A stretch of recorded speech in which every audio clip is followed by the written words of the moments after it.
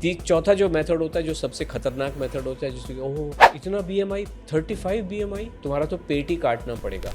क्या सिर्फ वाकई में फैंसी फूड से वजन कम होता है? बिल्कुल भी नहीं होता। ऐसे नकली तरीकों में नकली वेट लॉस क्यों करना? आप मौज मस्ती से अपना मनपसंद खाना खाइए। और सवाल सिर्फ आलू पराठे का ही नहीं है, आप समोसे भी खाइए, गोलगप्पे भी खाइए, पास्ता, पिज्जा, हाका नूडल, पाव भाजी, सब कुछ खाइए। तो मैदा खाना बुरा है और ये सारी चीजें, तो उन लोगों के पास कहाँ से आ जाती है ये चीजें? मतलब कि वो मैदा खाना बंद कर रहा है। इस सो कॉल्ड डॉक्टर जो आप कह रही हो, इसकी क्वालिफिकेशन क्या होती है? प्रधानमंत्री जी भी चिंतित हुए। प्रधानमंत्री जी का मतलब है ये देश चिंतित हुआ है कि मोटापा बढ़ता चला जा रहा है, स्वास्थ्य की समस्याएं बढ़ती चली जा रही हैं। मैंने तो बताया ना, कृष्ण जी से मिलने जब सुदामा गए थे तो चावल की पोटली लेके गए थे, बाजरे की क्यों नहीं लेके गए? बाजरे में अगर इतना ही दम था तो बाजरा क्यों नहीं लेके गए? आयुर्वेद भी कहता है सर कि अगर आप अरहर की दाल खा भी रहे हैं तो उसका ऊपर का झाग उतारने के बाद में ही आप उस दाल को इस्तेमाल करिए। पहली बात, आयुर्वेद नाम का कोई भी ग्रंथ एग्जिस्ट करता नहीं है दुनिया में। क्यों ये नमक के पानी और धनिया के पानी और जीरे के पानी पीते हैं, नारियल के तेल पिलाए जा रहे हैं और घी घोल घोल के पिलाए जा रहे हैं कि हमारे पुरखे तो घी खाते थे। अरे कौन से पुरखे घी खाते थे? नारियल पानी से याद है, आप ये कहते हैं कि नारियल पानी भी बेकार है, नारियल पानी नहीं पीना चाहिए, जबकि डॉक्टर हर एक बीमारी में अगर आप जा रहे हैं तो नारियल पानी सजेस्ट करते हैं सबसे पहले। मैं ये कह रहा हूँ कि नारियल पानी पानी है ही नहीं ना, सवाल ही नहीं है कि पानी, उसका नाम वाटर है। अभी जो हमारी बैटरी होती है घर में, आपके यहाँ इन्वर्टर में जैसे बैटरी लगी है, गाड़ी में जो बैटरी, उसमें भी तो पानी होता है, that is called battery water. और मैं बैठा हूँ ना एक्सपर्ट, मैं तुमसे जिम ऐसा करवाऊंगा कि वो भी खाना नहीं खाने देगा। उसके भी प्रोग्राम में कोई हिम्मत नहीं है कि आपको खाना खाने के लिए प्रेरित कर दे, वो भी खाने से डरा ही रहा है कहीं ना कहीं।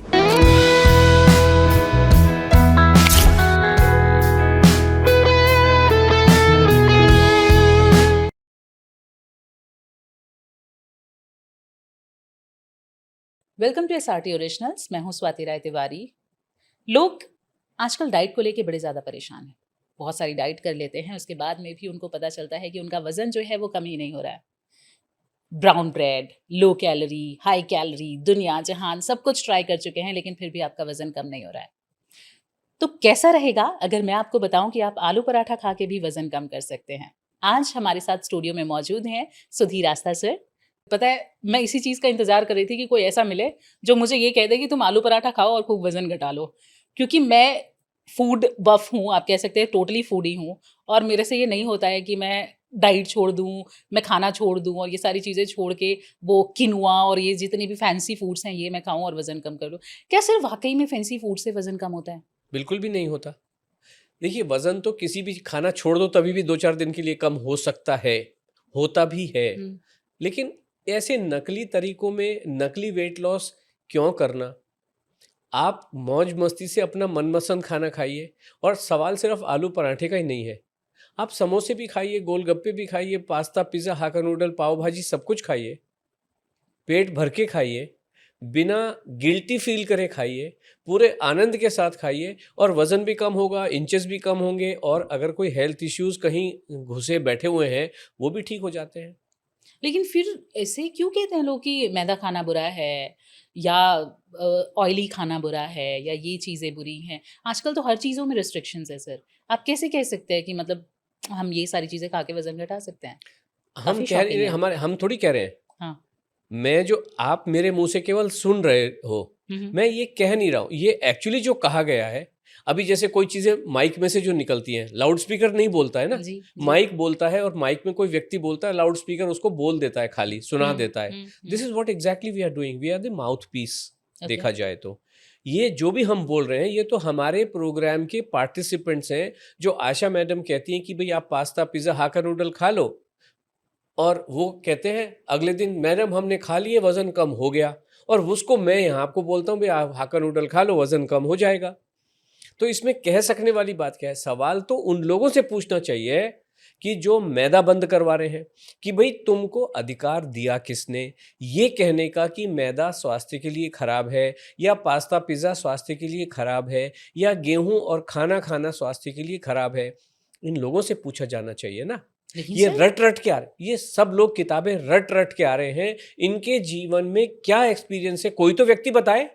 लेकिन सर डॉक्टर्स भी ऐसा बोलते हैं जो इतना पढ़ लिख के आए हैं कि आपको मैदा खाना बुरा है और ये सारी चीज़ें, तो उन लोगों के पास कहाँ से आ जाती हैं ये चीज़ें? मतलब डॉक्टर, अभी आप कौन सा वाला डॉक्टर की नॉट वेट क्वालि लॉस नहीं नहीं, डॉक्टर्स। कोई नहीं, मुझे ये बताइए, जिस भी डॉक्टर ने ये आपने सुना कि वो मैदा खाना बंद कर रहा है, इस सो कॉल्ड डॉक्टर जो आप कह रही हो, इसकी क्वालिफिकेशन क्या होती है? एमबीबीएस? हाँ, मे बी तो आप एमबीबीएस जनरली एमबीबीएस एमबीबीएस की एमडी जो के फुल पास फॉर्म ही होती जाते है हैं। वो होती है bachelor of medicine and bachelor of surgery. Medicine और सर्जरी में मैदा कहाँ से आ गया या मैंगो कहाँ से आ गया? तो वो बैचलर ऑफ मैंगो तो है नहीं, तो मैंगो की बात करता क्यों है? इसका मतलब ये है कि आपने कहा कि भाई स्टेथोस्कोप लगा के एक वाइट एप्रन पहन के सर पे टोपी बांध के कोई आपके सामने आ गया और वो मैंगो की बात करने लगे और आपको भी लगता है वाह वाह क्वालिफाइड है, बहुत पढ़ा लिखा है। लेकिन पढ़ा लिखा तो मेडिसिन में है ना, कि आप बीमार हो गए, सर में दर्द हो गया तो आपको दवा लिख देगा, पेट में आपको गुड़म गुड़म हो रही है, लूज मोशन हो रहे हैं तो वो दवा लिख देगा, उसके लिए है ना।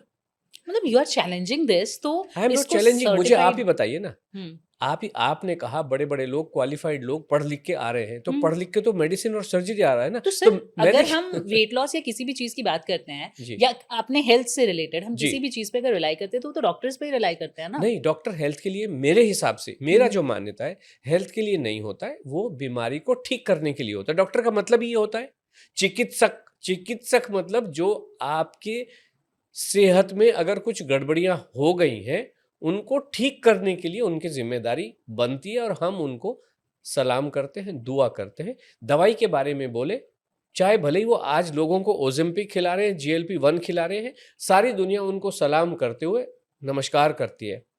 लेकिन ये मैंगो कहाँ से बीच में आ गया, मैदा कहाँ से बीच में आ गया? उनकी एक्सपर्टीज का हिस्सा तो होता नहीं है।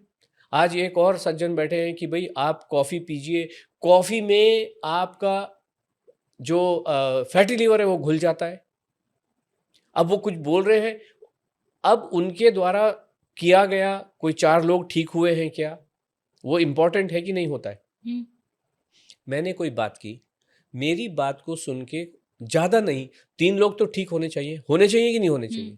तो वो एग्जिस्ट कर रहे। हमारे तो हज़ारों लोग यूट्यूब पे जाइए, आशा अष्टा लिखिए, और जो लोग टेस्टिमोनियल कह रहे हैं उससे पता चल जाएगा कि ये सही बोल रहे हैं कि या इनको कुछ स्क्रिप्ट देके इनसे कहलवाया जा रहा है। नहीं, लेकिन आजकल तो सर टेस्टिमोनियल्स भी आप ले मैंने सकते हैं, मैंने fakes आपको भी पहले ही होंगे। जवाब दे दिया कि जब आप जाएंगे और उसको देखेंगे, उनकी भाव भंगिमा से आपको पता चलेगा या नहीं चलेगा कि इनको कहलवाया जा रहा है, या ये यूजीसी बोलते हैं उनको आपकी टर्मिनोलॉजी में, यूजर जनरेटेड कंटेंट।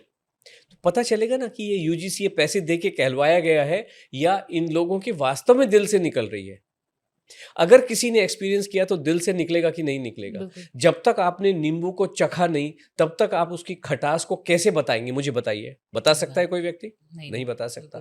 तो जब और वो पता चल जाता है एक नन्हे बच्चे को, अगर एक्सप्रेशन देख के, एक नन्हे बच्चे के एक्सप्रेशन देख के पता चल जाएगा कि किसी ने इसको नींबू की एक बूंद चटा दी है। पता चलेगा कि नहीं पता चलेगा?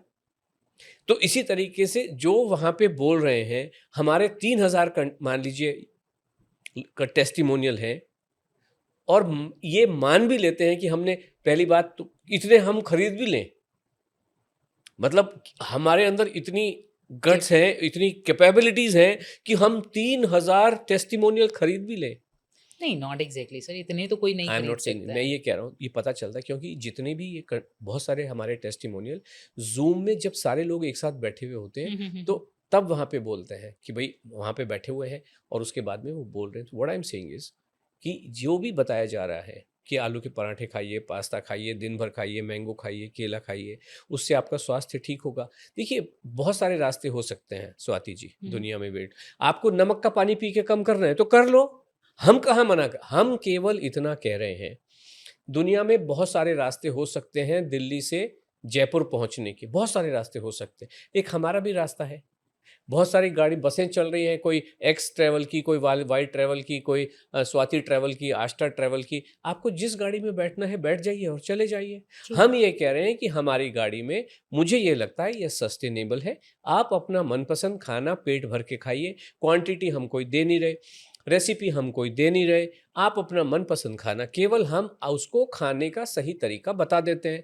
जैसे आप ये समझें, आप गाड़ी आपकी खरीद के लेके आए, तो जो ड्राइवर आपको सिखाने आता है वो थोड़ी उस गाड़ी के स्टीयरिंग इधर से निकाल के उधर के ऐसा जीव तबाही थोड़ी करता है। नहीं। वो केवल गाड़ी को चलाने का सही तरीका बता देता है कि मैडम ऐसे दरवाज़ा खुलता है, ऐसे यहाँ पे ये चाबी होती है, यहाँ पे आप बटन दबाओगे तो स्टार्ट हो जाएगी, ऐसा ही करता है। तो this is what we are doing. हम सही तरीका बता देते हैं जिससे आपके जीवन में डैमेजेस ना हो, और जो डैमेज हो चुका है वो ठीक ठाक हो जाए, रिपेयर हो जाए, और आपको इस गाड़ी को चलाने में बहुत आनंद आए। केवल उतना ही है। इंटेलिजेंस आपकी है, शरीर आपका है, स्वास्थ्य आपका है, सिस्टम आपके हैं। अगर आपको लगता है कि ये तरीका भी आजमा के देखना है जिसमें आप दिन भर मनपसंद खाना खा रहे हो और उसके बाद भी जीवन में कल्याण हो रहा है, तो आप इस रास्ते पे चल सकते हो। और नहीं चलना तो 6, 7, 8 मार्ग हैं। और जो आपने कहा, ये डाइटिशियन बैठे हुए हैं, ये न्यूट्रिशनिस्ट बैठे हुए हैं, इनके खाने में मुझे तो न्यूट्रिशन दिखाई नहीं देता। जिनको आप डाइटिशियन कह रहे हो, जो आपको खाना खाने के लिए इंस्पायर करना चाहिए, वो तो खाने से आपको डरा रहे हैं। उनकी डाइट में डाइट होती नहीं है। तो ये वाली बात है। हम केवल ये कह रहे हैं, इंस्पायर कर रहे हैं, खाना खा लो, मनपसंद खाना खा लो, गेहूं और चावल खा लो, अपने टेस्ट के अनुसार बना लो। हम तो रेसिपी भी दे नहीं रहे। हम भी तो एक अपनी मूंछों पे दाव दे सकते हैं ना, एक किताब छपवा दे, इसमें 300 रेसिपीज हैं, 3000। हम क्या रेसिपी नहीं बना सकते? आज चैट जीपीटी से बोलो तो 3000 क्या 5000 रेसिपी बना के देगा। देगा कि नहीं देगा? मैं नहीं बना सकता? क्यों नहीं बना रहे? हम आपके जीवन को आनंदमय बना रहे हैं। आप खुद ही बताइए, आपने राजमा बनाए, आप अपने टेस्ट के हिसाब से ठीक बना सकते हो, या मैं जो आपको रेसिपी दूं उसके हिसाब से आप बना सकते हो? नहीं, सबका टेस्ट अलग होता है अपना, वो अपने हिसाब से ही बनाता है। अपना कितना कन्वीनियंट है, आपको देखने की जरूरत नहीं। आप यहाँ पे कुछ तड़का मार रहे हो, आप हाथ मारोगे तो हल्दी आ जाएगी। आप यहाँ कुछ कर रहे हो, इधर मारोगे तो आपको पता चला कि अभी जीरा नहीं। ऐसा ही होता है ना। आप उन्मुक्त भाव से बिल्कुल आनंदित तरीके से भोजन बना सकते हो। जी। अब मैं कहूँ नहीं, अब आप राई लेके आई, क्या होता है, रागी लेके आइए, उसको 12 घंटे भिगोइए और फिर खा। एक दिन मान लो काम धाम में भूल गए रात को रागी भिगोना, रोटी बनेगी कैसे? सर, मैं अपनी पर्सनल बात करूँ तो मैं शायद इसीलिए वजन नहीं कम कर पा रही हूँ क्योंकि मेरे से इतने सारे काम हो ही नहीं पाते हैं। मैं आलसी हूँ इस मामले में, तो मैं आप नहीं कर पाती हूँ। आपको क्या लगता है? आप तो एक बड़ी खोजी पत्रकार हैं, पत्रकारिता से संबंधित हैं। अगर इन सब चीज़ों से कुछ हो रहा होता तो देश के लोगों का कल्याण हो गया होता। और अगर कल्याण हो गया होता तो प्रधानमंत्री जी को लाल किले की प्राचीर से इंडिपेंडेंस डे, स्वाधीनता दिवस के भाषण में ये ना कहना पड़ता कि मोटापा इस देश के लिए परेशानी का कारण बनता चला जा रहा है। कहना यस पड़ता? सर, नहीं बिल्कुल तो नहीं। क्यों कहा उन्होंने? इसका मतलब ये जितने भी लोग जो आपने कैटेगरीज बताई हैं, जो भी पढ़ाई लिखाई चल रही है, वो कहीं ना कहीं तो इनकी तादाद तो बढ़ती चली जा रही है, लेकिन बीमारों की संख्या भी बढ़ती चली जा रही है। क्यों बढ़ती चली जा रही है? क्योंकि ये सारे लोग एक ही मेथड को फॉलो करते चले जा रहे हैं, जो आपने अपने इंट्रोडक्टरी पार्ट में कहा, कैलोरी कंसेप्ट की वजह से ये सारी परेशानियां हैं। इस कैलोरी कंसेप्ट को ध्वस्त होना ही होगा। जितना जल्दी हो उतना ज्यादा अच्छा है। यही चीज़ मुझे समझ में नहीं आती है सर। जब हमारे पहले हम खाते थे, मोटा अनाज ही खाया करते थे। पहले जब हम छोटे थे शायद तब भी मैंने खाया है। मक्के की चावल भी बन जाता था हमारे घर में, बाजरे की रोटी भी बन जाती थी और ये सारा खा के भी हम लोग स्वस्थ थे और सारी चीज़ें सॉर्टेड थी, नॉर्मल थी। अब आज के डेट में हमको सुनने को मिलता है ये दाल मत खाओ, ये अनाज मत खाओ, गेहूँ मत खाओ, ये मत खाओ। तो इंसान बहुत कॉम्प्लिकेटेड होता जा रहा है, खाने के मामले में भी इतना ज़्यादा कॉन्शियसनेस है। तो मेरे जैसा जो इंसान है ना, जो नॉर्मल, अब सोचिए कि घर में लोग हैं 10, सब लोग मेरी तरह डाइट फॉलो क्यों करेंगे? ये बिल्कुल। किनुआ और ये और वो फलाना ढिमकाना फैंसी डाइट। अब उसके बाद में वज़न कम नहीं होगा ऑब्वियसली, क्योंकि मैं 36 खाना नहीं बना पाऊँगी एज़ अ वर्किंग वुमन। तो ये बड़ी प्रॉब्लमैटिक चीज़ें हो जाती हैं और शायद इसलिए भी नहीं होती है। बिल्कुल ठीक कहा आपने। और इसी वजह से सस्टेनेबल हो नहीं पाता है हुँ। ये दंड फंद। आप क्या हुआ कि आपको एक कॉन्शियसनेस शरीर के प्रति आया और आपको लगा कि मैं वज़न कम करने जाऊं, और ये सारे लोग आपको किनोआ के रास्ते पे धकेल देते हैं, ब्राउन राइस के रास्ते पे धकेल देते हैं, रागी के रास्ते पे धकेल देते हैं। और फिर ये होता है कि चलो पैसे दे दिए, ज़्यादा से ज़्यादा खींच। आप अपने ऊपर अगर अत्याचार करोगे भी स्वाति जी, 10 दिन कर सकते हो, 1.5 महीना कर सकते हो, ज़्यादा से ज़्यादा ज़्यादा से ज़्यादा 18 महीने तक कर सकते हो, 1.5 साल तक कर सकते हो कि चावल छोड़ दिए, मैंगो छोड़ दिया, केला छोड़ दिया और इन सब पॉइजन्स को अपने जीवन में घुसाड़ लिया कि सुबह उठ के 5 बादाम खा रहे हो, स्मूदी बना बना के पी रहे हो, पंपकिन सीड में सेलेनियम होता है जी, फलाने में जिंक होता है जी, ये सब कर करके उसके बाद क्या, उसके बाद क्या, सब चीज़ें छोड़ दी। अभी हो गया क्या कल्याण?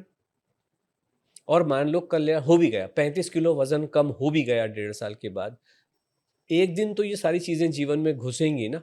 नहीं होता है, मतलब 1 आध महीने अगर हम फॉलो कर लेते हैं तो होता है, ऐसा नहीं है। बट वो लॉन्ग टर्म में, एटलीस्ट मैं अपनी पर्सनल बात करूंगी तो मेरे लिए पॉसिबल नहीं है कि मैं लॉन्ग टर्म में ये सारे रूटीन्स फॉलो कर पाऊँ। किसी के लिए भी पॉसिबल नहीं है, इसीलिए तो मैं यही कह रहा हूं ना कि ये जितने भी लोग बैठे हैं, जिनकी जनसंख्या तादाद समय के साथ बढ़ती चली जा रही है, लेकिन लोगों का मोटापा भी समय के साथ बढ़ता चला जा रहा है, और इसी वजह से प्रधानमंत्री जी भी चिंतित हुए। प्रधानमंत्री जी का मतलब है ये देश चिंतित हुआ है कि मोटापा बढ़ता चला जा रहा है, स्वास्थ्य की समस्याएं बढ़ती चली जा रही हैं। इसलिए क्यों बढ़ती चली जा रही है? क्योंकि जो रास्ता आपको दिखाया जा रहा है, जहाँ पे आपको पानी भी पानी की तरीके से नहीं पीने दिया जा रहा है, कोई कहता है ब्लैक वाटर पियो, कोई कहता है ब्लू वाटर पियो, कोई कहता है अल्कलाइन वाटर पियो, कॉपर वाटर भी आ गया, कॉपर वाटर वाला पियो, भी आ गया जी। ये ऐसा ही हो रहा है ना। कोई कहता है नमक का पानी पियो, कोई कहता है गर्म पानी पियो, कोई, अरे ईश्वर ने पानी दिया है भाईजान, वो पानी पी लीजिए। गेहूं चावल दिए हैं वो खा लीजिए। सुदामा जी जब कृष्ण जी भगवान से मिलने गए थे, चावल की पोटली लेके गए थे, क्यों बाजरा लेके नहीं गए? क्योंकि बाजरा होता नहीं था। बाजरा हमारे देश में ज्यादा से ज्यादा 200 ईयर से आया है, क्योंकि उस समय अंग्रेजों के जब अत्याचार हुए तो कहीं ना कहीं अत्याचारों की वजह से समझो या जैसे भी मर्जी आप समझिए, जब अकाल पड़ना शुरू हुआ, फसल उगती नहीं थी, खाने को होता नहीं था, भूखमरी से लोगों की जान जा रही थी, तो ये अफ्रीका से लाके ये कहीं पे इन्होंने जो सो कॉल्ड मिलेट विलेट लगा दिए। लेकिन गेहूं भी तो हमारा नहीं था ना सर। बिल्कुल था। आप हमारा ये बताइए, इस अगर हम हिंदू संस्कृति को देखें, इसका जनक हिंदू जो संस्कृति है ये कहाँ से पैदा, सबसे जो परम पिता किसको माना जाता है? ब्रह्मा जी को। ब्रह्मा जी को मानते हैं कि नहीं? वो सबसे पुराने हैं कि नहीं है? प्रकृति, हमारी जो भारत की शुरुआत वहीं से हुई, हुई कि नहीं हुई? सनातन है ना। ब्रह्मा जी नंबर 1 सबसे पहले है। ब्रह्मा जी ने जब इसकी रचना की, प्रकृति की जब रचना की, तो उसमें मनुष्य भी आए, मानव भी आए। एक पॉइंट इन टाइम पे जाके जब मानव आए तो वो बीमार भी हुए। बीमार भी हुए तो जो लोग समाज में थोड़े ऊपर के लेवल के लोग थे, ऋषि मुनि जिनको कहे, वो थोड़े से परेशान भी हुए कि इनको ठीक कैसे करें। तो किसके पास जाएंगे? आज आपके घर में अगर आपको मोटरसाइकिल चाहिए तो किसके पास जाओगे? पिताजी के पास जाओगे। तो ये क्या करेंगे? ये ब्रह्मा जी के पास गए कि सर ये लोग तो बीमार हो रहे हैं, अभी इनको कैसे ठीक करें। तो उन्होंने दक्ष प्रजापति जो ब्रह्मा जी के बेटे थे, उनको ज्ञान सिखाया कि कैसे ठीक किया जा सकता, बीमार व्यक्ति को कैसे ठीक किया जा सकता है। दक्ष प्रजापति ने उनको दिया, उन्होंने उनको दिया, उन्होंने उनको दिया, और फाइनली जो ये तो वर्ड ऑफ माउथ से आई, कही सुनी बातें थी सारी की सारी। जिन्होंने इसको लिखा उन मुनि का नाम था, इस ऋषि परंपरा से जब ये सारी चीजें आई हैं, अश्विनी कुमार जी के बाद इंद्र भगवान के पास, भार्गव ऋषि के पास, फाइनली ये आया है चरक मुनि के पास, और उन्होंने निर्माण किया चरक संहिता का जी। तो चरक संहिता आप मान सकते हो कम से कम 10,000 साल पुरानी है। यस और नो? यस। और वो हमारे जीवन का सबसे शुरुआती ग्रंथ है। उसमें गेहूं और चावल दोनों लिखे हुए हैं, जिसको चाहे वो देख सकता है। आप चाहो, आपने ऑफ कैमरा कहा कि चरक संहिता आपके पास रखी हुई है गोधूम के नाम से। इनिशियल समय में जब ब्रह्मा जी ने कोई बातें कही हैं तो उसमें 3 ही अनाज का उल्लेख है। नंबर 1 गोधूम यानी गेहूं, नंबर 2 चावल, और नंबर 3 यव यानी कि जौ। ओके। 3 ही है, बाजरे बूजरे कहीं पे भी नहीं है। अगर हम इसको देखें, 3 ये मेन मुख्य ग्रंथ हैं, चरक संहिता, सुश्रुत संहिता, अष्टांग हृदयगम। ये 3 मेन डॉक्यूमेंटेड जो आयुर्वेद के कहें या जो भी मर्जी कहें, ये 3 बुक्स हैं। उसके बाद में 3 इनके जो माइनर है, ये व्रत है, ये लघु, 3 ग्रंथ लघु वाले हैं, और 3 सुपर लघु हैं। ठीक है। इनमें जो सबसे लेटेस्ट है, ये समय के साथ दूसरा आया, सबसे जो लेटेस्ट है उसका नाम है भाव प्रकाश निघंटु। वो भाव प्रकाश 1700 में बना है, 300 साल ही पुराना है। उसको भी पढ़ लीजिए, उसके भी 500-600 पन्ने हैं। उसमें भी कहीं पे बाजरा, जवारी, नाचनी, रागी किसी का भी जिक्र नहीं है, किसी का भी जिक्र नहीं है। ये बहुत बाद में आए हैं। इनका पर्पस एक ही था, क्योंकि हमारा जो समाज था, भारतीय समाज, वो कृषि प्रधान देश माना जाता था। 80% लोग कृषि करते थे। यस और नो? अगर कभी भी बारिश नहीं हुई, तब सिंचाई के साधन तो थे नहीं। अभी जब भी देश आजाद हुआ तो ये कुंड बना, वो कुंड बना, यानी सिंचाई के साधन बने। राजस्थान नहर तो अभी हाल फिलहाल में ही बनी। तो उस समय जब बनते, अब लोग क्या खाएंगे क्या? और गेहूं और चावल को लिए हम सब जानते हैं बहुत सारा पानी चाहिए। चाहिए कि नहीं चाहिए?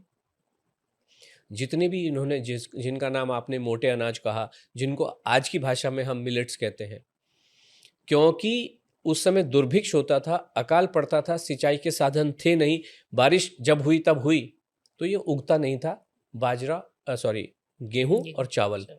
तो इसलिए अभी देश के नागरिकों को तो बचाना है, तो ये कहीं ना कहीं से बाजरा आ गया, जिसको पानी की बिल्कुल भी जरूरत, बिना पानी के उगता है। अगर बाजरे की फसल के ऊपर पानी गिर गया तो बाजरा एक ही रात में फसल सत्यानाश हो जाती है। सच में? हाँ। और हमारा जो देश था, आप ये बताइए कॉमन सेंस से, हमारी जितनी भी भारतीय संस्कृति, हिंदू संस्कृति, उस समय तो हिंदू ही थी, ये सारी नदियों के किनारे पैदा हुई है ना।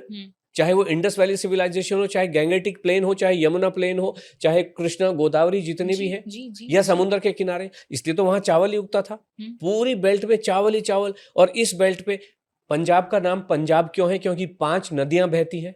वहां पूरा गेहूं ही गेहूं उगता था। वहां तो चावल, आप चाहो तो बाजरा उग ही नहीं सकता है, जितना मर्जी चाहो। और अगर मान लो बाजरा उग रहा था, तो ये पागल बैठे थे उस समय के किसान कि बाजरे को छोड़ के गेहूं पे आ गए। और आपको क्या लगता है अंग्रेजों ने कोड़े मार मार के उनसे गेहूं उगवाया होगा? ये तो कुछ जमने वाली बात नहीं है। बात मुद्दे की ये है, जहां पे भी पानी की बहुलता है, वहां पे बाजरा कैनॉट स्टैंड वाटर। बाजरा सिर्फ बिना पानी के ही उग सकता है, बिना बरसात के ही उग सकता है। इसलिए हमारे देश का कभी था भी नहीं। ये जो लोग कहते हैं कि हमारे देश का है, मुझे दिखाओ ना भाव प्रकाश निघंटु, ये तो 1700, ये तो लिखा हुआ है ना। हमारे संस्कृति का स्वास्थ्य से संबंधित सबसे ताजा ग्रंथ यही है, या योग रत्नाकर होगा। इन लोगों में तो कहीं पे भी नहीं है। तो कहाँ है? कहाँ से आया? अब कहते हैं कि सरकारी डॉक्यूमेंट्स में, सरकारी डॉक्यूमेंट में सरकार जो लिखवाना चाह रही है वो शायद लिख देते होंगे, लेकिन जो प्राचीन टेक्स्ट है वहां पे तो नहीं। अगर किसी को मिलता है तो वीडियो के में कमेंट लिख के जरूर बताएं। नहीं है, मैं तो पढ़ चुका हूं, आप भी पढ़िए, जिसको पढ़ना है पढ़िए। लेकिन ये हमारी सभ्यता का हिस्सा तो कभी भी नहीं थे। गेहूं, चावल और जौ, यही हमारी सभ्यता का हिस्सा रहे। और जौ को तभी बताया गया खाने के लिए जब आपका थोड़ी कभी पेट खराब हो गया, ठंडा हो गया, तो उस समय उसको थोड़ी सी एनर्जी देने के लिए, this is how, this only for that period. Otherwise normal life में गेहूं और चावल का ही समावेश होना चाहिए। लेकिन मैंने जहां तक सुना था, अब आप कह रहे हैं तो क्योंकि आपने पढ़ा है तो आप सही बोल रहे होंगे, लेकिन मैंने जहां तक सुना था कि गेहूं ही बाहर से आया हुआ अनाज है और ये सारी चीजें हमारे देश की बिल्कुल भी नहीं, ये बिल्कुल गलत। इन लोगों को तो आपको यही घुट्टी पिलानी है ना। और एक व्यक्ति ने कहा, क्यों होता क्या है, जो ये जमात है पढ़ी लिखी जिसको कहते हैं, पढ़ी लिखी का मतलब क्या है? उस मास्टर जी ने या मास्टरनी ने या प्रोफेसर ने या हेड ऑफ द डिपार्टमेंट ने जो पढ़ाया वही तो है। इनको क्या पता उन किताब और वो मास्टर जी जो भी क्या है वो क्या पढ़ा रहे हैं? वो वही पढ़ा रहे हैं जो उन्होंने किताब में पढ़ा है। उनकी किताब और इनकी किताब में फर्क ही कोई नहीं है। और उन सबको गेहूं बाहर से आया, कहां से आ गया? बाहर कहां से आ गया? बाहर तो उगता ही नहीं है गेहूं, मान लो उगता नहीं है तो कहां से आ गया? और यहां पे उग कैसे गया? कैसे गया? कैसे उगा? तो ये सब बातें बेकार की हैं। ये हमारे सभ्यता में चावल, मैंने तो बताया ना, कृष्ण जी से मिलने जब सुदामा गए थे तो चावल की पोटली लेके गए थे, बाजरे की क्यों नहीं लेके गए? बाजरे में अगर इतना ही दम था तो बाजरा क्यों नहीं लेके गए? और मैं बार बार ये कहता हूं कि जब भीम और पांडव आखेट से, वन से जब शाम को घर लौटते थे तो द्रौपदी उनको बाजरा क्यों नहीं खिला रही थी? चावल ही क्यों खिला रही थी? जिस समय इन सबको खाना खिलाने के बाद में जब पूरा खाना खत्म हो गया और कुछ ब्राह्मण देवता, कोई ऋषि मुनि जब द्रौपदी की कुटिया में आ गए, द्रौपदी ने अपनी हंडी में झांक के देखा, चावल का एक ही दाना लगा हुआ था और इन सबका उनको आवभगत करनी है जितनी, तो उन्होंने कृष्ण महाराज से प्रार्थना की कि मेरी हंडी को भर दो। तो उन्होंने बाजरे से क्यों नहीं भरी, चावल से क्यों भरी? ये सब बेकार की बातें हैं, यूजलेस है, एकदम फेक नैरेटिव प्रोड्यूस किया जा रहा है। श्री अन्न है, श्री अन्न का मतलब, श्री का मतलब लक्ष्मी, भगवान श्री विष्णु और लक्ष्मी जी जो खाना खा रहे हैं वो गेहूं और चावल ही खाते थे। विष्णु जी ने ही कृष्ण भगवान के रूप में अवतार लिया, ये हम सब जानते हैं, और वो भी तो चावल ही खा रहे थे। चावल के बारे में तो हम श्योर, क्योंकि हम पूजा में भी चावल का इस्तेमाल ज्यादा करते हैं, गेहूं में भी चावल का इस्तेमाल करते हैं, गेहूं का भी करते हैं पूजा में। तो बाजरा किसी पूजा पद्धति का पार्ट है? नहीं, नॉट एग्जैक्टली। फिर क्यों नहीं है? क्यों नहीं है? रागी तो हमारे घरों में घुसता ही नहीं है। और मान लो ये हमारे जीवन का हिस्सा थे तो ये बाहर निकले कैसे? इसका मतलब आप अपने जीवन से, आप मुझे बताइए, आज सोने का भाव 1,12,000 रुपए है और चांदी 1,40,000 या 50,000 में 1 किलो मिलती है। क्या अपने सोने को घर से बाहर निकाल के चांदी खरीद के लेके आओगे कि सारे सोने में मुझे तो 1 किलो 1.5 किलो चांदी मिलेगी? लेके आओगे? अच्छी चीज को कोई घर से बाहर निकालता, बल्कि लोग इस चक्कर में रहते हैं कि यार ये चांदी बिक के मैं सोना ला के, ऐसा होता है कि नहीं होता है? अगर बाजरे में इतना ही दम था तो गेहूं ने मान लो कर दी, रिप्लेस कर दिया, तो फिर दोबारा आ जाता। ऐसा नहीं है, ये सब कही सुनी बातें हैं। लोग अब परेशान होते हैं तो अपनी जो लॉजिकल थिंकिंग है उसको, पढ़ाई लिखाई का मतलब यही है कि लॉजिकल थिंकिंग को आप बाहर कर दो। इनको लगता जरूर है कि ये पढ़े लिखे हैं तो जीवन में कुछ किताबें रट के थोड़ी होता है। लॉजिकल थिंकिंग सबकी बाहर हो गई है। हम कह रहे हैं खाने में कार्बोहाइड्रेट नाम की कोई भी चीज होती नहीं है, खाने को खाना समझ के खा लो। सिंपल सी बात है ना। पराठे में क्यों कार्बो दिखाई देता है आपको? हमें तो नहीं दिखता। दाल में, मतलब मैं बार बार यही कुछ लोगों को लगता होगा यार हर वीडियो में यही कहता है, but fact of the matter ये है कि अरहर में भी प्रोटीन और मूंग में भी प्रोटीन और उड़द में भी प्रोटीन और राजमा में भी प्रोटीन और चिकन में भी प्रोटीन। लेकिन अरहर की दाल तो सर अगर आपको यूरिक एसिड बढ़ाती है ऐसा बोला जाता है, तो उसके लिए भी मना करते हैं डॉक्टर्स खाने के लिए। अरे मैं बार बार यही कह रहा हूं, वो बैचलर ऑफ अरहर की दाल नहीं है भाई, वो दवाई के लिए बना है। तुम, मेरा यूरिक एसिड हो गया है, मैं तुम्हारे पास आ गई हूं, तुमने कहा चलो अरहर की दाल मैं निकाल देती हूं अपने जीवन से, और जो तुम दवा बोल रहे हो वो खा लेती हो। यूरिक एसिड ठीक कर पाएगा? ठीक कर पाएगा क्या? यूरिक एसिड लोगों का जीवन भर कम नहीं होता, बल्कि उससे हाथ पैर टेढ़े मेढ़े से और हो जाते हैं, घुटनों में कहीं ना कहीं दर्द वर्द चालू हो जाता है। क्यों ठीक नहीं कर पाते हैं? मैं ऐसा नहीं कि उनकी कुछ बुराई कर रहा हूँ, मेरे वक्तव्य को ऐसे न लिया जाए। आपने जो सवाल पूछा मैं उसकी बात कर रहा हूँ। अब ये यूरिक एसिड ठीक कैसे होगा? अरहर की दाल खा के ही ठीक होगा। कैसे सर?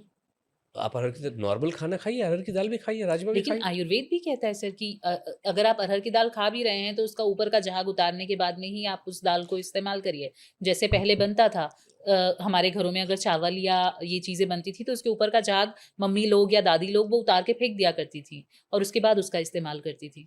वो तो हो गई एक बात कि भाई, पहली बात, आयुर्वेद नाम का कोई भी ग्रंथ एग्जिस्ट करता नहीं है दुनिया में। आपने कहा आयुर्वेद में लिखा हुआ है, आयुर्वेद नाम का कोई ग्रंथ ही नहीं है। मैंने ऐसा नहीं कहा लिखा हुआ है, जो आयुर्वेद के जो भी लोग हैं वो लोग सजेस्ट करते हैं कि तो आप कहां से सजेस्ट करते हैं? जब आयुर्वेद नाम की कोई चीज है ही नहीं, कोई डॉक्यूमेंट है ही नहीं, तो ये सजेस्ट कर कहां से रहे हैं? पहली बात।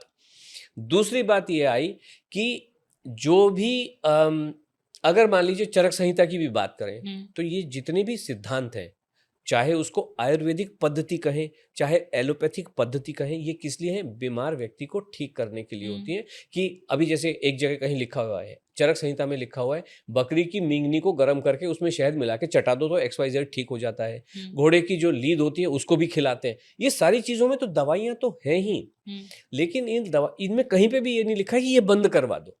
वो ये कह रहे हैं कि भाई ये खिला दो।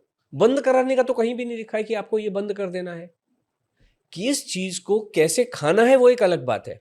जैसे मैं आपको बताऊं, चरक संहिता में ये क्लियरली लिखा हुआ है कि जब आपको गन्ने का जूस बिल्कुल भी नहीं पीना है, गन्ने का रस नहीं पीना चाहिए। क्यों? क्योंकि उसके अंदर जब गन्ने को आप मशीन में डालते हो तो उसकी गांठों का जूस भी आ जाता है, वो स्वास्थ्य के लिए ठीक नहीं है। तो इसलिए आप छील छील के गन्ने को चूस सकते हैं, उस रस को चूस सकते हैं, लेकिन मशीन के द्वारा पेर के, इक्षुदंड बोलते हैं ना इसको, गन्ने को, वो जूस कभी भी नहीं पीना चाहिए, वो स्वास्थ्य के लिए ठीक नहीं होता है। लेकिन आप गन्ने को चूसिए तो वो एक अलग बात हो जाती है। So what I am saying is, ये जो लोग आयुर्वेद के नाम पे कुछ भी घुट्टी पिला देते हैं, ये बिल्कुल भी उचित नहीं है। और आज का जमाना ऐसा हो गया है स्वाति जी कि आप हर चीज का सत्यापन कर सकते हो। सारे पुराण, सारे वेद, सारे जितने भी ग्रंथ हैं वो सारे के सारे तो अवेलेबल हैं, पैसे दे के भी अवेलेबल है और फ्री में भी अवेलेबल है, तो लीजिए, कहाँ प्रॉब्लम है। ये गलत बातें हैं, कुछ नहीं है। जब तक आप नॉर्मल खाना नहीं खाएंगे जीवन स्वस्थ नहीं हो सकता है, चाहे वो यूरिक एसिड हो और चाहे वो थायराइड हो और चाहे वो कोई भी चीज़। थायराइड में बंद पत्ता गोभी और फूल गोभी बंद करवा देते हैं जी, चावल भी। हाँ, हम कहते हैं कि जब तक आप पत्ता गोभी और फूल गोभी पेट भर के नहीं खाएंगे थायराइड जीवन भर कम नहीं होगा। और हमारे प्रोग्राम में तो 90 डेज में कम हो जाता है, खत्म ही हो जाता है। कम क्या, 300 mcg की गोली 0 हो जाती है। और मुझे तो पता नहीं आप अपने घर में बैठ के क्या कर रहे हो, मुझे पता नहीं। आप अपने मुख द्वारा जो भी आप कहेंगे उसी चीज का तो मैं स्पोक्स पर्सन बना हुआ हूँ। मैं तो माउथ पीस ही हूँ ना, मैं एक लाउड स्पीकर बैठा हुआ हूँ जो जगह जगह बता दे कि भाई स्वाति जी हमारे पास आई, उन्होंने खाना खाया, उनके जीवन में ये परिणाम घटित हुआ, उनके परिवार में ये सारी चीज़ें हुई और सब कुछ अच्छा हो गया। मैंने जो आपको रूटीन बता रहा हूँ, जितना भी आपको अभी तक समझ में आया है, वो आपको डिफिकल्ट लग रहा है कि आपके लिए अलग खाना बनाना है परिवार। हम कह रहे हैं दाल चावल रोटी सब्जी बनाओ, सब लोग खा लो। वो दाल चावल जो है वो खिचड़ी के रूप में भी हो सकते हैं, वो दाल चावल आपकी इडली के रूप में भी हो सकते हैं, वो चावल और सब्जी पुलाव के रूप में भी हो सकती है, बिरयानी के रूप में भी हो सकती है। तो खा लो, हम तो यही कह रहे हैं, ना खाना खा लो। क्यों ये नमक के पानी और धनिया के पानी और जीरे के पानी पीते हैं, नारियल के तेल पिलाए जा रहे हैं और घी घोल घोल के पिलाए जा रहे हैं कि हमारे पुरखे तो घी खाते थे। अरे कौन से पुरखे घी खाते थे? घी को रोटी पे लगा लिया अलग बात है, कटोरे भर भर के कौन घी पीता था? सर, नारियल पानी से याद है, आप ये कहते हैं कि नारियल पानी भी बेकार है, नारियल पानी नहीं पीना चाहिए, जबकि डॉक्टर हर एक बीमारी में अगर आप जा रहे हैं तो नारियल पानी सजेस्ट करते हैं सबसे पहले कि आप वो पीजिए, लिक्विड बिल्कुल पीजिए। ठीक कहा आपने। मैं ये कह रहा हूँ कि नारियल पानी पानी है ही नहीं ना, सवाल ही नहीं है कि पानी, उसका नाम वाटर है। इट डज नॉट मीन, अभी जो हमारी बैटरी होती है घर में, आपके यहाँ इन्वर्टर में जैसे बैटरी लगी है, गाड़ी में जो बैटरी, उसमें भी तो पानी होता है, that is called battery water. आप पी सकते हो उस पानी को कि पानी है, पी सकते हो। कभी मान लो घर में पानी खत्म हो गया, नल में आ नहीं रहा, लेकिन आपको पता है कि इन्वर्टर में पानी है, बैटरी में पानी, पी लोगे उस पानी को? नहीं। क्यों? पानी वाटर है।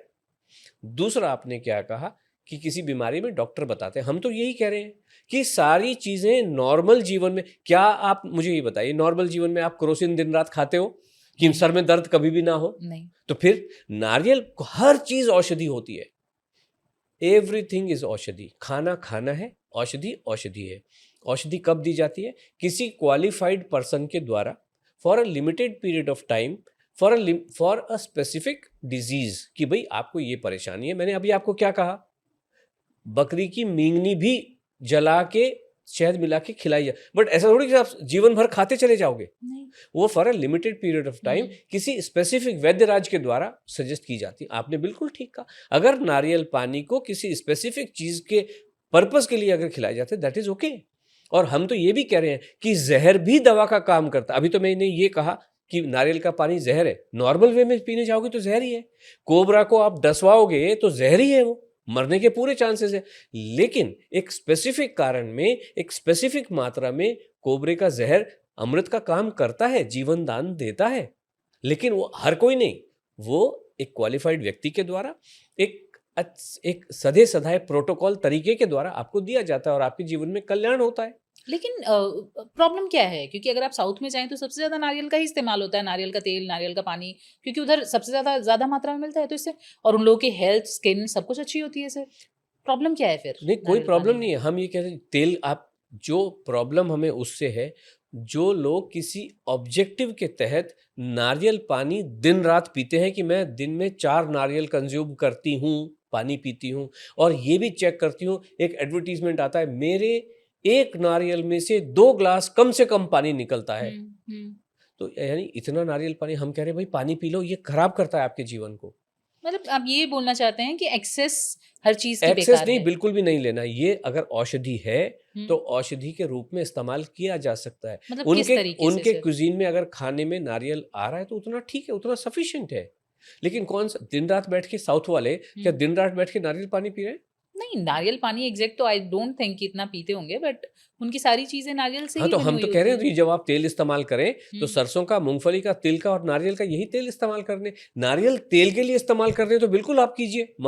हम तो यही कह रहे हैं ना कि नारियल से तेल बनता है, इसलिए नारियल पानी नाम का एक जो सफेद सा लिक्विड होता है जिसको, या क्या कहना चाहिए, कलरलेस जो लिक्विड होता है हम्म, जिसको आप पानी कहते हैं, या पूरी दुनिया जिसको पानी हम्म, कहती है, वो तो तेल है, वो पानी है नहीं।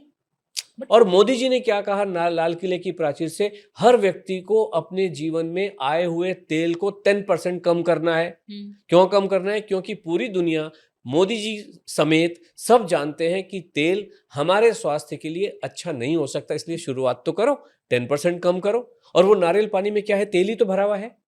That is what we are saying कि ये वो आपको पानी की शक्ल में दिखाई दे सकता है। जैसे वो एक गोल्डन मृग था, हम्म, लेकिन वो था तो राक्षस, मारीच, हम्म, जिसकी वजह से रामचंद्र जी का और पूरा यू नो उथल पुथल हो गया। वो जो एक बाबा जी आए थे, जो सीता जी का अपहरण करके लेके गए, वो बाबा जी नहीं थे, वो तो रावण रावण थे थे। ना। क्यों ऐसा? क्योंकि ये बड़ी सुंदर सी शक्ल में, पानी की शक्ल में आपके सामने आ रहा है, लेकिन ये एक्चुअली ऑयल है। तभी तो इसमें से ऑयल बन सकता है। अगर आपकी टोटी में से जो पानी आता है उसको गैस पे उबालो, तेल निकले, तेल बचा रह जाएगा? नहीं बचेगा। क्यों नहीं बचेगा? क्योंकि उसमें तेल है नहीं। लेकिन एक सफ़ेद सा पानी आता है जिसको आप आंच पे गर्म करो, जिसको आप दूध कहते हो, सफ़ेद पानी, उसको आंच पे गर्म करो, रबड़ी बच जाएगी कि नहीं बच जाएगी? बचेगी कि नहीं बचेगी? इसलिए बचेगी क्योंकि उसके अंदर पानी में रबड़ी घुली हुई है। इसमें पानी उड़ गया और तेल बचा रह गया खोपरे के रूप में, इसका मतलब ये तेल है। तो क्यों पी रहे हो उसको? किसी स्पेसिफिक कारण से कभी पीना है तो ज़रूर पी लीजिए, but not to be consume. हम तो रोज मलाई खाते हैं जी, इसकी रोज पानी पीते हैं। जीवन को सत्यानाश कर रहे हो, मत करो। पानी पीना है तो सादा पानी, नॉर्मल पानी जो है वो पी लो। उसको चांदी में, कॉपर में ये पानी पीने की भी जरूरत नहीं होती है। This what we are saying. मतलब आप ये बोल रहे हो, जैसे लोग बोलते हैं कि आप चांदी में, अदरवाइज वो एस्ट्रोलॉजिकली भी बोलते हैं लोग कि चांदी में, तांबे में और इसमें पीजिए बिल्कुल, तो और ये देखो, सारी चीजें। आपको जो पीना है पी लो, उसके कॉन्सिक्वेंसेस की भी तैयार रहो। मतलब आपका उसके क्या कॉन्सिक्वेंसेस हो सकते हैं सर, अगर आप कॉपर में रात भर रख के पानी पी रहे हैं तो? कॉपर टॉक्सिसिटी हो जाएगी आपको। क्यों पी क्यों रहे हो? पहली बात तो पी क्यों रहे हो? जितने भी मिनरल्स पानी में डालने चाहिए, ईश्वर ने आपको ऑलरेडी उनको डाल दिया है, उसके अंदर में डाल दिया है। जो झीलें बनी हुई हैं, आप सारा पानी क्यों नहीं पी लेते हो? पहले बट आप आरओ में तो सब कुछ रिफंड हो जाता है सर। आरओ का पानी तो वैसे भी, आप क्यों क्यों हम आरओ चेंज कर रहे हैं, कॉपर वाटर और ये वाटर आ रहे हैं? क्योंकि आरओ में तो जितने भी मिनरल्स हैं वो सारे प्यूरिफाई होके बाहर निकल जाते हैं। इसीलिए, तो क्योंकि आरओ वाटर तो वैसे भी फायदेमंद नहीं है। आरओ वाटर आया कहाँ से? किसी साइंटिस्ट ने किसी पॉइंट इन टाइम पे ये कहा होगा ये बहुत ही कमाल का पानी होता है, हाँ शायद। इसीलिए तो आए। हम्म, और आज वो कह रहे, आज उनको जितने आरओ बिकने थे बिक गए। हम्म, अब उनको ये दूसरा अल्कली पानी बेचना है, तो उन्होंने कहा नहीं, ये तो बहुत ही बेकार है। अब तो ये रिवर्स ऑस्मोसिस सिस्टम जो होता है, ये तो हमेशा से ही खराब था। क्योंकि इसमें से पानी पानी बाहर आ जाता है, पानी मतलब डिस्टिल्ड वाटर बाहर आ जाता है, बाकी सारी चीज तो बच जाती हैं। ये तब उन्होंने क्यों नहीं बताया? ये उस समय क्यों नहीं बताया जब आज से 20-25 साल पहले जब ये इंट्रोड्यूस हुआ था, और हमारे सादे वाले जो फिल्टर हुआ करते थे, नॉर्मल फिल्टर आते थे ना पहले, एक में एक जिसमें चारकोल होता था, हाँ जी, एक हाँ जी। क्यूनो होता था, और हम्म, एक यूवी की ट्यूब होती थी, हम्म, वो सारे तो निकलवा दिए इन्होंने। हम्म, तो ये साइंटिस्टों ने ही निकलवाए ना। तो साइंटिस्टों को मतलब, ये कैसे साइंटिस्ट हैं? ये छद्म साइंटिस्ट हैं, प्रॉक्सी साइंटिस्ट हैं, जो चार वो लगते एक जगह कहीं से बनता है। और साइंटिस्ट का मतलब क्या होता है? जो रिसर्च करता है। रिसर्च क्यों करें? मैं तो नहीं रिसर्च कर रहा, आप रिसर्च कर रही हो। नहीं, क्यों? Not my profession. Not profession का मतलब ये है कि you need money from that, है ना। मनी देगा कौन? एक कंपनीज साइंटिस्ट। में हाँ, भी हाँ, जो भी बना रही हैं उस है ना। प्रोडक्ट को, वो लोग देंगी, अभी कंपनीज मान देंगी। लीजिए मुझे ये प्रूव करवाना है, जैसे बहुत सारे लोग कहते हैं आपका क्या प्रूफ है? हम्म, सर्टिफिकेशन है क्या? हम्म, आपके आलू पराठे का सर्टिफिकेशन है क्या? हम्म, तो मैं कहाँ जाऊंगा? मैं सर्टिफिकेशन लेने कहाँ जाऊंगा? गवर्नमेंट के पास government certified based on certain certified, documents. हाँ, अगर certain मुझे documents। ड्राइविंग लाइसेंस एक मिलता है हम्म, तो मुझे डॉक्टर का सर्टिफिकेट लगता है कि आपकी हेल्थ लगता है कि नहीं लगता जी, है। तो ये सरकार तो सर्टिफिकेट दे देगी, लाइसेंस दे देगी, लेकिन बेस्ड ऑन सर्टेन रिपोर्ट्स जी, reports from the laboratories. Laboratories भी फसाई ने, सरकार ने लेबोरेटरीज को बना रखा है कि ये लेबोरेटरीज जो है वो सर्टिफिकेट इशू करेंगी। सो सरकार क्यों नहीं जाती उनके पास? मुझे क्यों जाना है? मैं जाऊंगा, वो कहेगा अच्छा आलू पराठा को प्रूव करना है या गोली प्रूव करना है, मुझे 15 लाख रुपए लगेंगे, इसके लिए 9 महीने की स्टडी लगेगी और जिसको रैंडम क्लिनिकल ट्रायल बोलते हैं वो आरसीटी लगेगा, और आपको अब मैंने उसको 15 लाख रुपए दिए तो क्या वो ये बोलेगा ये तो बेकार गोली है, इसमें बहुत कुछ दम नहीं है? ऑथेंटिसिटी नहीं है। लेकिन फिर आप ये कैसे हर चीज तो सर पैसों से नहीं खरीदी जा सकती होगी ना तो सर? मुझे बताइए ना, आज की डेट में आप तो सारी चीज़ों का ज्ञान रखती होंगी। आज जो नई रिसर्च आ रही है, दो चीज़ों की रिसर्च, मतलब जो स्टेटमेंट आ रहे हैं, कंक्लूजन आ रहे हैं स्टडीज़ के, दो चीज़ों पे डेफिनेटली आ रहा है। 10,000 कदम का कोई भी फायदा नहीं है, बिल्कुल भी किसी को करने नहीं चाहिए। ये जिसको चाहिए गूगल करके देखिए, सब जगह लिखा हुआ है 10,000 कदम का कोई भी फायदा नहीं है। अभी एक जैपनीज स्टाइल ऑफ वॉकिंग आ रही है, ये 10,000 कदम बेकार है।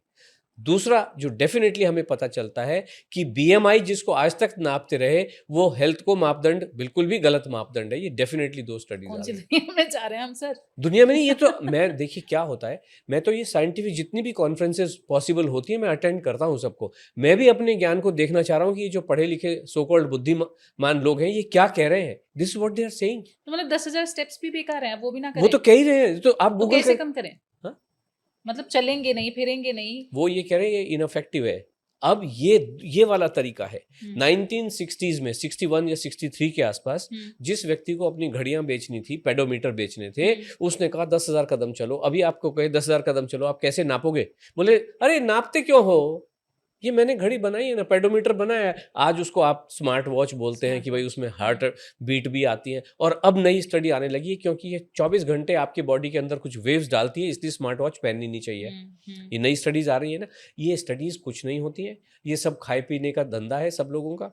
ये जो साइंटिस्ट बैठे हुए हैं इनको एक प्रोडक्ट जिसने बनाया वो 15 लाख रुपए देता है, 15 जो स्टडी चाहो वो करवा लो। और ये तो भारत की सबसे बड़ी ऑर्गेनाइजेशन है NIN, national institute of nutrition. पिछले 2 महीने पहले की ही बात है, जून ऑनवर्ड्स 47 लाख रुपए उस स्टडी पे खर्च हुए हैं और उन्होंने झूठ रिपोर्ट डाल दी। जिन साइंटिस्ट हैं उनके ऊपर कुछ मुकदमे भी चल रहे हैं। This all funda has been like that only, कि मुझे खुद ही स्टडी करानी है ना। सरकार मुझसे 15 लाख लेके क्यों टेस्ट नहीं कराती है कि ये सब चीजों में फायदा है कि नहीं है? और सभी देखते हैं कि जितने भी प्रोडक्ट हैं सब तो सर्टिफाइड प्रोडक्ट है। कुछ लोग लेके जाते हैं, इतना हनी तो दुनिया में पैदा हो नहीं सकता जितना भारत में एक दिन में कंज्यूम हो जाता, उतना तो मधुमक्खियां बना नहीं सकती। लेकिन शहद तो बिक रहा है और सर्टिफाइड बिक रहा है। सारे सर्टिफिकेट में, और जब क्यों सर्टिफिकेट मिल रहे हैं? क्योंकि जो मैन्युफैक्चरर है वो जब जाता है तो सर्टिफिकेट मिल जाता है, लेकिन थर्ड पर्सन जब जाता है तो कहता है नहीं ये तो फेल्ड है प्रोडक्ट।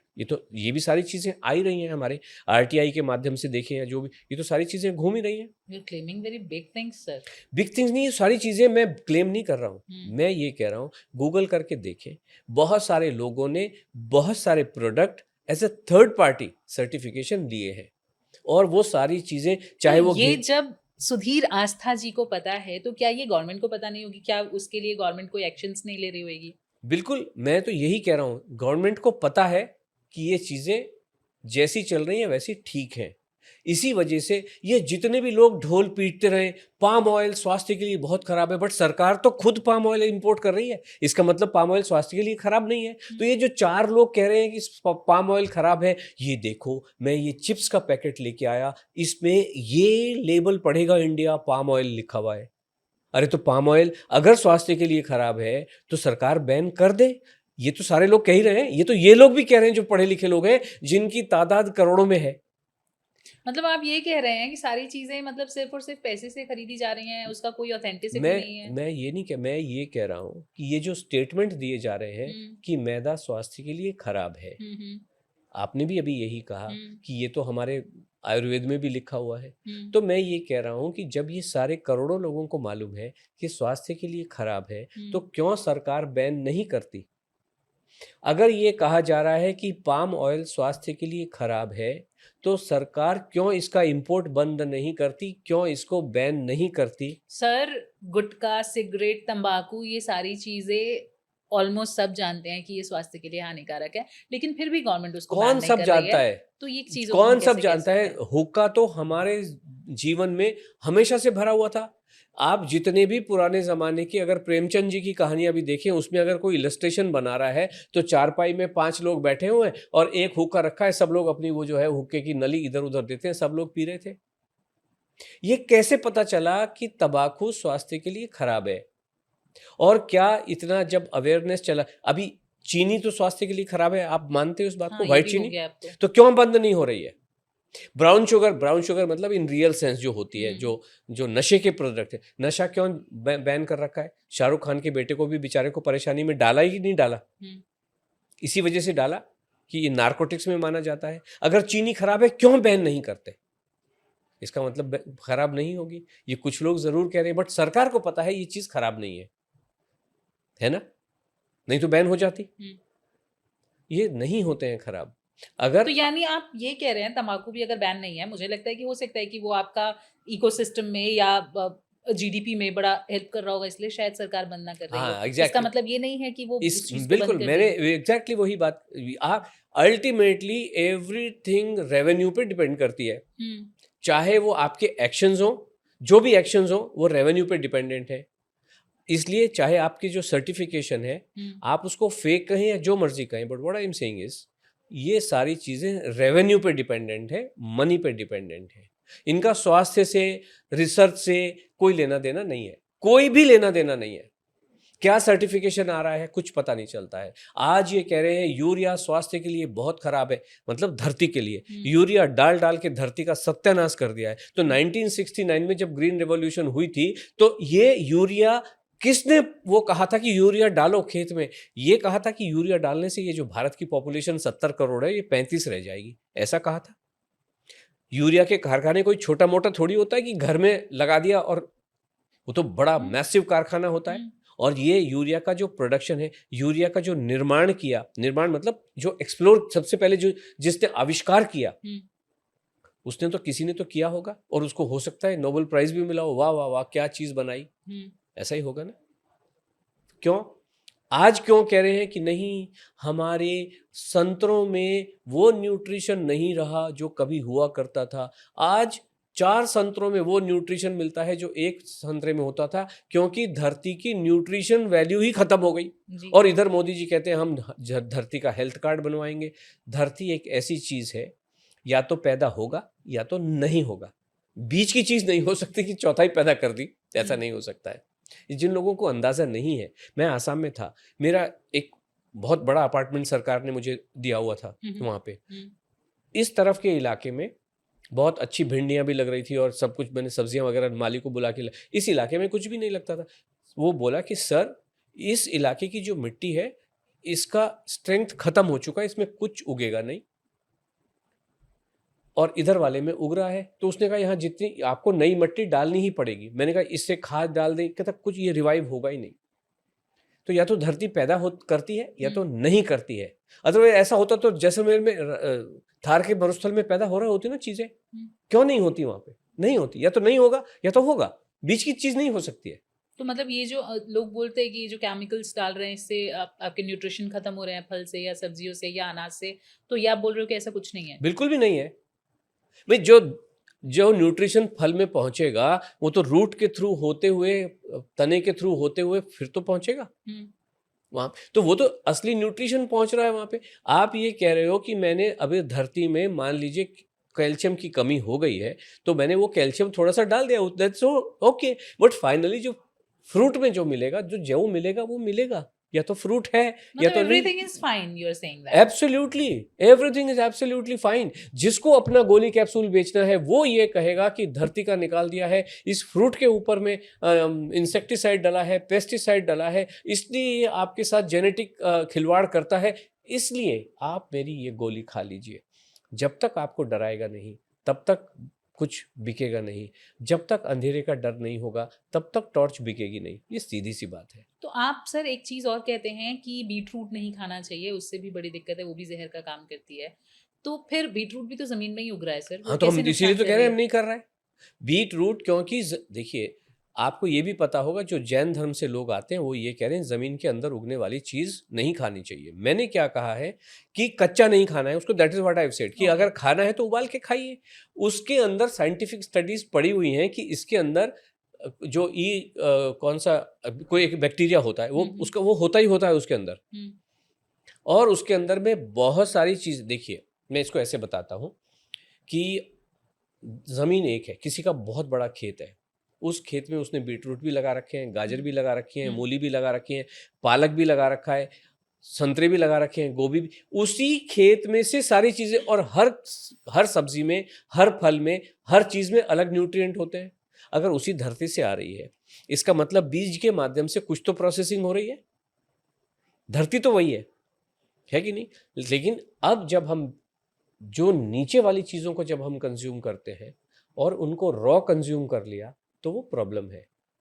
बीट रूट को कौन से लोग खा रहे हैं, अगर आप नॉर्मली खाएं that should be okay, but कौन से लोग ज़्यादा खा रहे हैं जो ऑलरेडी परेशान हैं और उसको दवाई के रूप में अगर आप प्रमोट कर रहे हो कि एबीसी जूस पीना है जिसमें apple, beetroot and carrot, तो ये हम अगर सैलड में कैरेट, हमारे घर में भी अगर हम गाजर खा रहे हैं ना, तो या तो वो बॉयल होती है या तो वो माइक्रोवेव होती है कि कम से कम जो बैक्टीरियल पार्ट है वो तो उसमें से अलग हो जाए।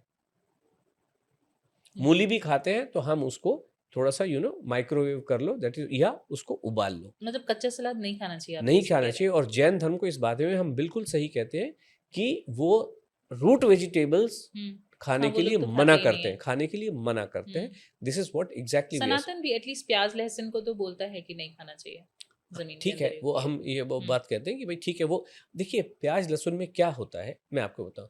प्याज आप कभी भी भकर भकर करके ढेर सारी नहीं खाते हो। नहीं, प्याज कभी भी सलाद का हिस्सा नहीं, वो कभी किसी तड़के में आपके टेस्ट को, फ्लेवर को एनहांस एनहांस करती करने है। वाली चीज हुँ। होती है। और प्याज ऐसा, और जब आप गाजर खाते हो तो जूस बना बना, आपने कभी सुना प्याज का जूस पी लिया करो? नहीं, नहीं सुना। नेवर। लेकिन आप एबीसी जूस, बीट रूट का जूस, बीट रूट का सूप तो हुँ। पी रहे हो। बट और एक्सेस में तो बीटरूट आपके पेट को भी तो नुकसान कर जाता है। That's what we are saying. हुँ, और ये जब आप जूस बना के पी रहे हो तो आप समझिए, अगर आप उसकी फांके बना के काट कूट के खा रहे हो हुँ, तो एक अलग बात हो जाती है। हुँ। लेकिन अब आप जूस बना रहे हो, मतलब आपने उसके सारी चीजों को कॉन्सेंट्रेट कर दिया, कॉन्सन्ट्रेट कर दिया। जो सही विच इज बात नॉट है। रिक्वायर्ड। तो ये जो गलत गलत चीजें घुस गई हैं, गलत गलत तो इस तरीके जो हिसाब घुस गए। से तो सर फिर फ्रूट जूस भी सही नहीं होगा? कोई भी जूस ठीक नहीं है, हम तो मना कर रहे हैं लौकी का जूस और ऐश गार्ड का जूस। दो बाबा जी बैठे हुए हैं, एक सफेद कपड़े पहन के अंग्रेजी बोलते हैं, एक ऑरेंज कपड़े पहन के हिंदी बोलते हैं। हुँ, एक लौकी के जूस को प्रमोट कर रहे हैं, एक ऐश गार्ड के जूस को प्रमोट कर रहे हैं। हुँ। और लौकी के जूस को आप कभी भी गूगल करके देखिए, लोग मरे जा रहे हैं इसको पी पी के। आयुष्मान खुराना की वाइफ ताहिरा कश्यप भी जूस पी के मरणासन हो गई, हॉस्पिटल के सामने रहती थी तो जान बची। यहाँ के जो हमारे एम्स दिल्ली के भी कोई डॉक्टर साहब थे या कोई साइंटिस्ट थे, उन्होंने भी बाबा जी से इन्फ्लुएंस हो गए, लौकी का जूस पिया, ऑन द स्पॉट मर गए। एक किसी पॉइंट इन टाइम पे सरकार ने भी इसको बैन किया था, नहीं पीना चाहिए क्यों कोई सर, भी जूस क्या नहीं। होता है उसमें? उसमें जो भी हो, बट उसमें ऐसे केमिकल होते हैं, जो भी होता होगा, हुँ, हुँ। मर ही जाते हैं लोग। और ज़्यादा समय नहीं लगता, 40-45 मिनट में ईश्वर के पास रवाना। तो उसके लिए उनके शरीर में भी कोई कॉम्प्लिकेशंस होने चाहिए होते होंगे ना? तो आपको क्यों जाना है?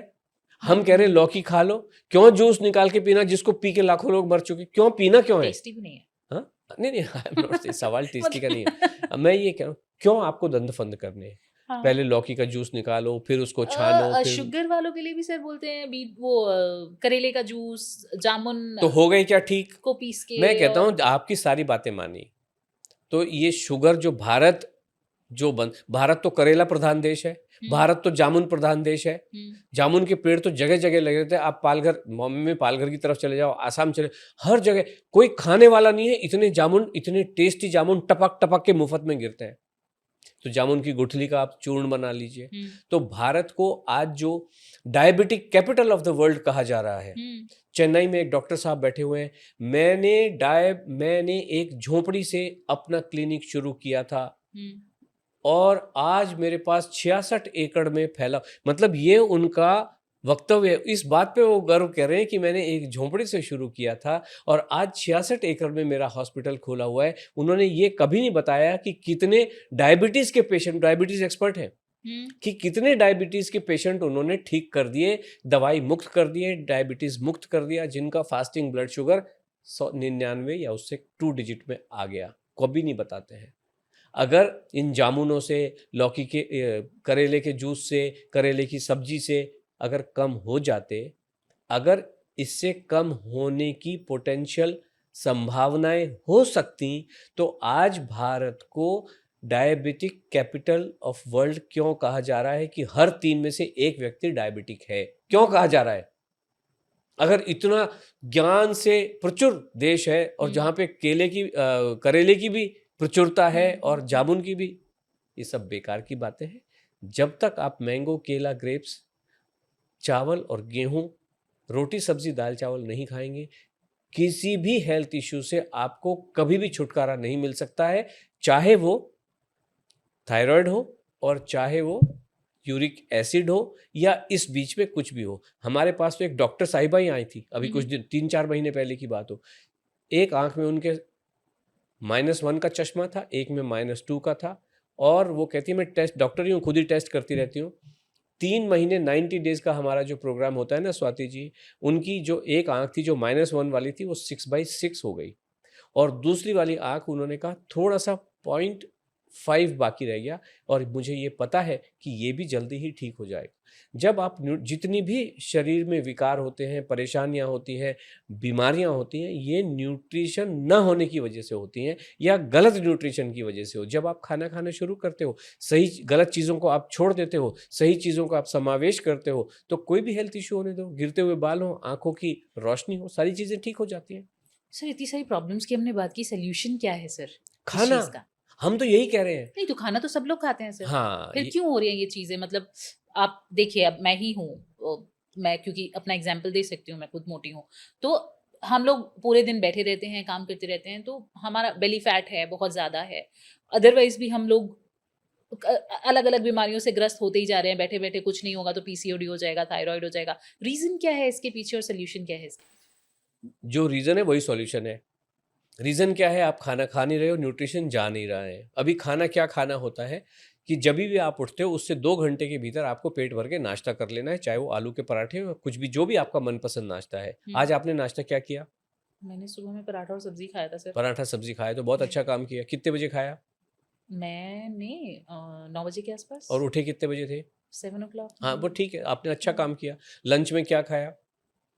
लंच में मैं सर दाल चावल रोटी सब्जी यही बनता है हमारे ओके, यहाँ। सब्जी क्या थी आज? आज सब्जी थी, साग था और आलू गोभी की भुजिया थी। ओके, और दाल में कौन सी थी? दाल अरहर की थी सर। हाँ, तो ये आपका लंच भी ठीक हो गया। हाँ, और डिनर अब क्या करेंगे? डिनर में हल्का फुल्का ही करती हूँ, कुछ भी जो भी मन कर गया घर पे बनाए, या तो दाल या सब्जी ही सिर्फ खा लिया, या ओके, कुछ नहीं, दाल चावल रोटी सब्जी चारों आइटम लेने चाहिए आपको। शाम को भी। फ्रूट आज क्या खाया आपने? मैंने अनार खाया सर कितने बजे? 12 बजे के आसपास। हाँ, तो ये थोड़ा सा जल्दी कर लंच, जिसका मतलब लेट हुआ होगा आपका। हाँ, 2-2 ढाई बजे। 2 तो ठीक था, फिर इसका मतलब अगर 2 बजे आपने लंच किया है तो फ्रूट को आपको 1 घंटा पहले खाना था, 11 बजे खाना चाहिए था। ओके। अदरवाइज 200 ग्राम था ये फ्रूट, अनार के दाने जो आपने खाए हैं। हाँ सर। हाँ, तो ठीक है, फिर आपका जीवन जनरली ठीक चल रहा है। अगर आप इसको लेके चलोगे ना, मुझे लगता है ये कहीं आपने मेरा पॉडकास्ट देखने के बाद तो ठीक नहीं किया, हमेशा से ऐसे ही नहीं, चल रहा मेरा है। ऐसे ही है सर, और इनफैक्ट हमारे घर में मतलब नॉर्मल रूटीन है कि हम लोग लौकी तोरई वाले हैं, और मतलब ग्रीन वेजिटेबल्स ज़्यादा प्रेफर करते नहीं, हैं ठीक है, वो तो आलू दैट की इज जगह, ओके। और नॉर्मल ही रहता है, मतलब तेल का कंज्यूमेशन भी बहुत कम है, हम लोग उतना ऑयली नहीं खाते हैं, और क्योंकि शुरू से रहा है घर वाला खाना वैसे ही चलता है और ऐसे ही चलता है, ओके, और हम लोग बिहारी लोग हैं तो थोड़े रिच इन फूड है, हमें दोनों नहीं टाइम नहीं, पूरा ठीक ही बात। चाहिए, दाल नहीं, चावल हम रोटी देखिए सब्जी। खाना तो हम भी यही खिला रहे हैं, लेकिन कुछ ना कुछ एरर हो रहा होता है। खाना कौन नहीं खा रहा? अल्टीमेटली सारे लोग दाल चावल रोटी सब्जी ही खा रहे हैं। नॉनवेज खाने वाले एग फिश चिकन ही खा रहे हैं। जी। कुछ लोगों के जीवन में कुछ चीज़ें, या तो आपका डिसिप्लिन में कुछ कमी होगी। अभी होता क्या है, देखिए खाना तो आपका बेसिकली जो आपने बताया वो ठीक खा रहे हो, लेकिन वज़न क्यों बढ़ा हुआ है या हेल्थ इश्यूज़ क्यों आ रहे हैं, मेरे लिए इस सब, जब तक आपके पूरे रूटीन को एक-एक चीज़ को एनालाइज़ नहीं करते हैं तो मुश्किल काम होता है। तो मैं आपसे यही कहूँगा कि आप जो कर रहे हो, हर दिन एम्प्टी स्टमक अपना वज़न नोट कर कीजिए, और टमी पे अपनी जो बेली बटन है वहाँ पे अपनी टमी को नोट कीजिए, तो आपको अंदाज़ा आएगा कि आपने पिछले दिन क्या किया था, उसका नतीजा क्या हो रहा है। क्योंकि रात का खाना सर हम लोगों का ज़्यादातर जो होता है वो लेट या ऐसा कुछ हो जाता है चीज़ें वो करने में, तो हो सकता है कि वो भी प्रॉब्लमेटिक हो, क्योंकि मैं रात यही को कह रहा हूँ 9 कि बजे 10 बजे तक जी हाँ, ऑलमोस्ट हो जी हाँ, जाता है सारी चीज़ें या खत्म करके खाने तो में। देखिए कोई भी जो चीज़ होती है वो इसीलिए हम ये कहते हैं, और रात में हम ये भी देखते हैं कि आपकी नींद डिस्टर्ब तो नहीं हो रही है। वो तो ऑब्वियस है सर आज के डेट में, हाँ, तो वो वो नहीं तो होनी होती है। चाहिए। अगर आपको 7 घंटे की नींद आनी ही चाहिए, डिस्टर्ब अगर हो रहा है तो इसका मतलब इंटरनली आपको कुछ कहीं ना कहीं तो कमी है, हुँ, और वो तभी पता चलता है। हम इसीलिए हमारे जो पार्टिसिपेंट हैं हम लिखवाते हैं हर दिन क्या, हम खाने की फ़ोटो से हमें कोई लेना देना नहीं है। हुँ, हम ये चाहते हैं कि आप पूरे होशो-हवास में खाएँ, और होशो-हवास में तभी पता होता है जब आप लिखते हैं उसको। हुँ, जब आप लिखेंगे तो उसी हिसाब से फिर आपका मॉनिटरिंग की जाती है, और फिर वहाँ पे एरर पता चलते हैं कि क्या एरर हो रहे हैं, क्या हर दिन आपके जीवन में डिसिप्लिन है कि नहीं है। कभी आप 12 बजे खा रहे हो, कभी 2 बजे खा रहे हो, कभी खाया खाया, नहीं खाया नहीं खाया, आज अनार खा लिया, टुमारो कुछ भी नहीं खाना है, परसों 11 बजे खा लिया, कभी 2 बजे खा लिया। अगर इस टाइप की चीज़ चल रही है तो फिर देन आपको बेनिफिट मिलेगा नहीं। हुँ, अगर आपका इनपुट, आप कहोगे दाल चावल रोटी सब्जी खा रहे हैं, लेकिन एक दिन 2 बजे खाया, एक दिन 11 बजे खाया, एक दिन 3 बजे खाया, तो है कंटेंट वही, हुँ। लेकिन अगर डिसिप्लिन नहीं है तो वो बेनिफिट मिलेगा नहीं, और बेनिफिट नहीं मिलेगा इसका मतलब आपको उल्टा भी हो सकता है कि आपको डैमेजिंग इफेक्ट भी मिल सकता है। अच्छा सर, यहाँ पे ये भी एक चीज़ आ जाती है, क्योंकि मैं अपनी अभी पर्सनली बात चल रही है, मैं चाय पीती हूँ सर सुबह में। ओके, लोग बोलते हैं कि चाय नहीं पीना चाहिए आपको, चाय अवॉइड करनी चाहिए। क्या चाय पीना वाक़ई बेकार है? बिल्कुल भी बेकार नहीं, हम तो कहते हैं आप पी लीजिए चाय, लेकिन चाय अकेली ही पीनी है। हुँ। चाय के साथ कोई बिस्किट, टोस्ट, ये वो चीज़ें आपको नहीं लेनी चाहिए। लेकिन कहा तो ये जाता है कि खाली चाय पीने से गैस बनती ये है। सारी चीज़ें तो कह के तो लोग ये पहुँच गए। ये हाँ, सारे जितने भी एक्सपर्ट बैठे हुए हैं जो करोड़ों की साथ में बैठे हुए हैं, ये सब उल्टी बात कर रहे हैं। This is what they are saying. मतलब आप ये बोल रहे हैं कि खाली चाय पीजिए, आप उसके साथ कुछ भी नहीं लीजिए, आप क्या बिस्किट आज या क्या लिया ये था? सारी चीज़ें। चाय के साथ मैंने कुछ भी नहीं लिया था, क्योंकि खाने के बाद ही चाय पिया था मैंने ओके, शायद। हाँ, चाय जो है, सवाल ये नहीं है कि आपने खाने के बाद कितनी देर बाद चाय पिया? हाँ, मेबी 10-15 मिनट या आधे हाँ, घंटे तो बाद। इसका मतलब ये हुआ कि चाय के साथ आपने खाना खाया, अगर हम उसको ये कहें। हाँ, कह सकते हैं आप। हाँ, तो वो फिर गलत हो गया ना। सो चाय जभी भी आप लेते हो तो 1 घंटा इधर-उधर कुछ नहीं लेना चाहिए। ओके। तो यानी कि अगर आप 7 बजे उठे थे तो 8 बजे अगर आप चाय पीते और 9 बजे आपने कहा नाश्ता खाया, दैट इज़ परफेक्टली ऑलराइट। लेकिन आप चाय के मतलब चाय को नाश्ते के साथ लेके बैठ गए, वो चीज़ उचित वो नहीं है ना। मतलब सही समय पे सही चीज़ें खानी चाहिए, तब आपको फ़ायदा एग्ज़ैक्टली, और मिलेगा। डिसिप्लिन्ड वे में। ओके। कभी आप एक दिन 4 बजे उठ गए, हाँ, कभी एक दिन आप 7 बजे उठ गए, हाँ, कभी उठे-उठे और लेट और उठ लेट गए, उठ गए। वो चीज़ ठीक नहीं है ना। तो ये तो सर मेट्रो सिटीज़ का प्रॉब्लम हो ही गया है। बिल्कुल नहीं, मेट्रो सिटीज़ का प्रॉब्लम नहीं है। आपके बच्चे स्कूल जाते हैं? हाँ जी, कितने बजे जाते हैं? 7 बजे एक जाता है, 8 साढ़े 8 बजे एक जाता है। तो ये मेट्रो सिटी का प्रॉब्लम बच्चों के साथ क्यों नहीं है? एक दिन 9 बजे भेज दिया, एक दिन 6 बजे भेज दिया। हाँ, ये भी बात सही है। क्यों? क्योंकि वो पता है, स्कूल ने बताया है आपको कि 7 बजे बच्चा आना ही चाहिए। हुँ, नहीं आया तो एब्सेंट मार्क होती है, हुँ, और वो इनडिसिप्लिन्ड बच्चा कहा कहाँ जाएगा। जाएगा? आपको भी अच्छा नहीं लगेगा, बच्चे को भी अच्छा नहीं लगेगा, स्कूल को भी अच्छा नहीं लगेगा। हुँ, आज तक आपको क्योंकि किसी ने बताया नहीं है कि खाना खाने का सही तरीका क्या है, हुँ, इसलिए आपने उसको महानगर की ज़िंदगी पे धकेल दिया। अगर आपको पता होता तो ज़िंदगी जैसी भी हो, आपको पता है मुझे ज़िंदगी 100 साल की, कम से कम 120 साल जीवन जीना है, हुँ, बहुत खूबसूरत जीना है। अपनी जीवन को बिस्तर पे लेटे-लेटे नहीं निकालना है, हुँ, तो आपको खाना खाना ही चाहिए, जो आपको गाइडलाइंस दी जाती हैं, डिसिप्लिन्ड वे में उन गाइडलाइंस को फ़ॉलो करना ही चाहिए। इसीलिए हमारा जीवन 90 दिनों का, हमारा प्रोग्राम केवल 90 दिनों का होता है। 90 दिनों में अगर किसी ने भी इस प्रोग्राम को पूरे तरीके से कर लिया, तो लाइफ़स्टाइल रीसेट हो जाती है, lifestyle 2। So that will be Swati Tiwari 2 2। Point okay, हम 2.0 बनना 2.0, चाहेंगे सर। 2.0, और उसके बाद आपका कोई आएगा ही नहीं, 2.5 नहीं आएगा, 2.3। 2 इज़ सफिशिएंट। 90 डेज़ के एक प्रोग्राम में आपका जीवन, आपके परिवार का जीवन, आपके अगर घर में बहुएं आ रही हैं तो उनका जीवन, बेटियां हैं कहीं बाहर जा रही हैं उनका जीवन, बिल्कुल for the times to come it will become okay. आज ये लोग जो जेनेटिक्स की बात कर रहे हैं, तुम्हारी तो माँ भी मोटी थी, तुम्हारी तो नानी भी मोटी है इसलिए तुम मोटी हो, पुरखों को दोष दे देते हैं, तुम्हारे genetically you are not okay. आजकल जेनेटिक टेस्ट एक कहाँ से बात, शोलापुर से somebody was talking to me कि मैंने 22,000 रुपए का टेस्ट करवाया है, जेनेटिक टेस्ट, और मुझे ये मना कर दिया। मैंने कहा ये नए ज़माने की चीज़ चल रही है जो जिसमें ये टेस्ट 25,000 रुपये का वो टेस्ट होता है और आपको बताते हैं ये नहीं खाना वो नहीं खाना। ये सब अल्टीमेटली सबका एजेंडा है and this is what these people are telling. Finally वो यही कहेंगे खाना नहीं खाना है, क्या खाना है कोई नहीं बता रहा। अनलोड के अलावा, आशा जी के अलावा खाना खाने के लिए कोई भी इंस्पायर नहीं कर रहा। हाँ, नहीं और जब करता। हम ये कह रहे हैं कि तुम खाना खा लो, सब लोग कहते हैं क्यों खा लो, क्या स्टडी है? अरे जिसने बंद किया है उसके पास क्या स्टडी है खाना बंद करवाने की, ये तो बताओ। मैं ये कह रहा हूं कि वो कहते हैं हमारे पास जो स्टडी है उसका नाम है कैलोरी। अरे बाबा कैलोरी तुम रट के आए हो, तुम्हें पता थोड़ी है, तो किताबों में लिखा है ना। और मैं कह रहा हूं कि अगर किताबों में लिखी हुई चीज को, जितना भी एक लॉ ऑफ रिफ्लेक्टिविटी होता है, वो हम लेबोरेटरी में जाते हैं, एक लगाते हैं और उसको हम देखते हैं, यस लॉ ऑफ रिफ्लेक्शन काम करता है। अगर एक रे 45 डिग्रीज पे आ रही है तो वो जब रिफ्लेक्ट होती है तो 45 डिग्री पे रिफ्लेक्ट होती है।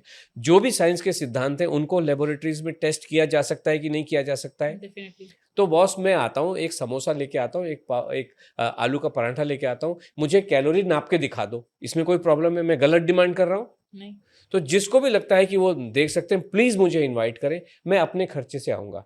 जो खर्चा लेबोरेटरी का लगेगा, आपने कहा फसाई की लेबोरेटरी होती है, सरकार की लेबोरेटरी होती है, आप ही मुझे मदद कीजिए, सारे खर्चे मैं करूँगा, अपना ट्रैवल, अपना स्टे, लेबोरेटरी का खर्चा, और 10,000 का इनाम आपको भी दूंगा। और उस लेबोरेटरी को, ये नया इनाम मैंने आपके लिए डिक्लेयर किया है, मैं समोसा 6 चीज़ें लेके आऊँगा, एक आलू का पराठा एक ले आऊँगा जो भी होगा, एक समोसा, एक भटूरा, एक बर्गर, एक फ्राइज और एक एनीथिंग एल्स।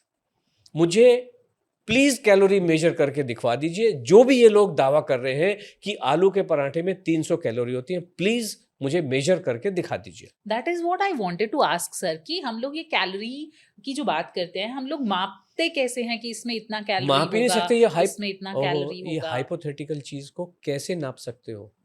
मैं कहता हूँ ये पानी को, जो कैलोरी वाले लोग हैं ये कहते हैं पानी में 0 कैलोरी होती है, मैं कहता हूँ पानी में 20,000 कैलोरी होती है, और पेट्रोल से ज़्यादा एनर्जी पानी के अंदर होती है। इसीलिए आज भी दुनिया की सबसे जो हेवीएस्ट लोड को खींचने वाली ट्रेन है वो आज भी स्टीम इंजन पे चलती है। इंजन पे जी।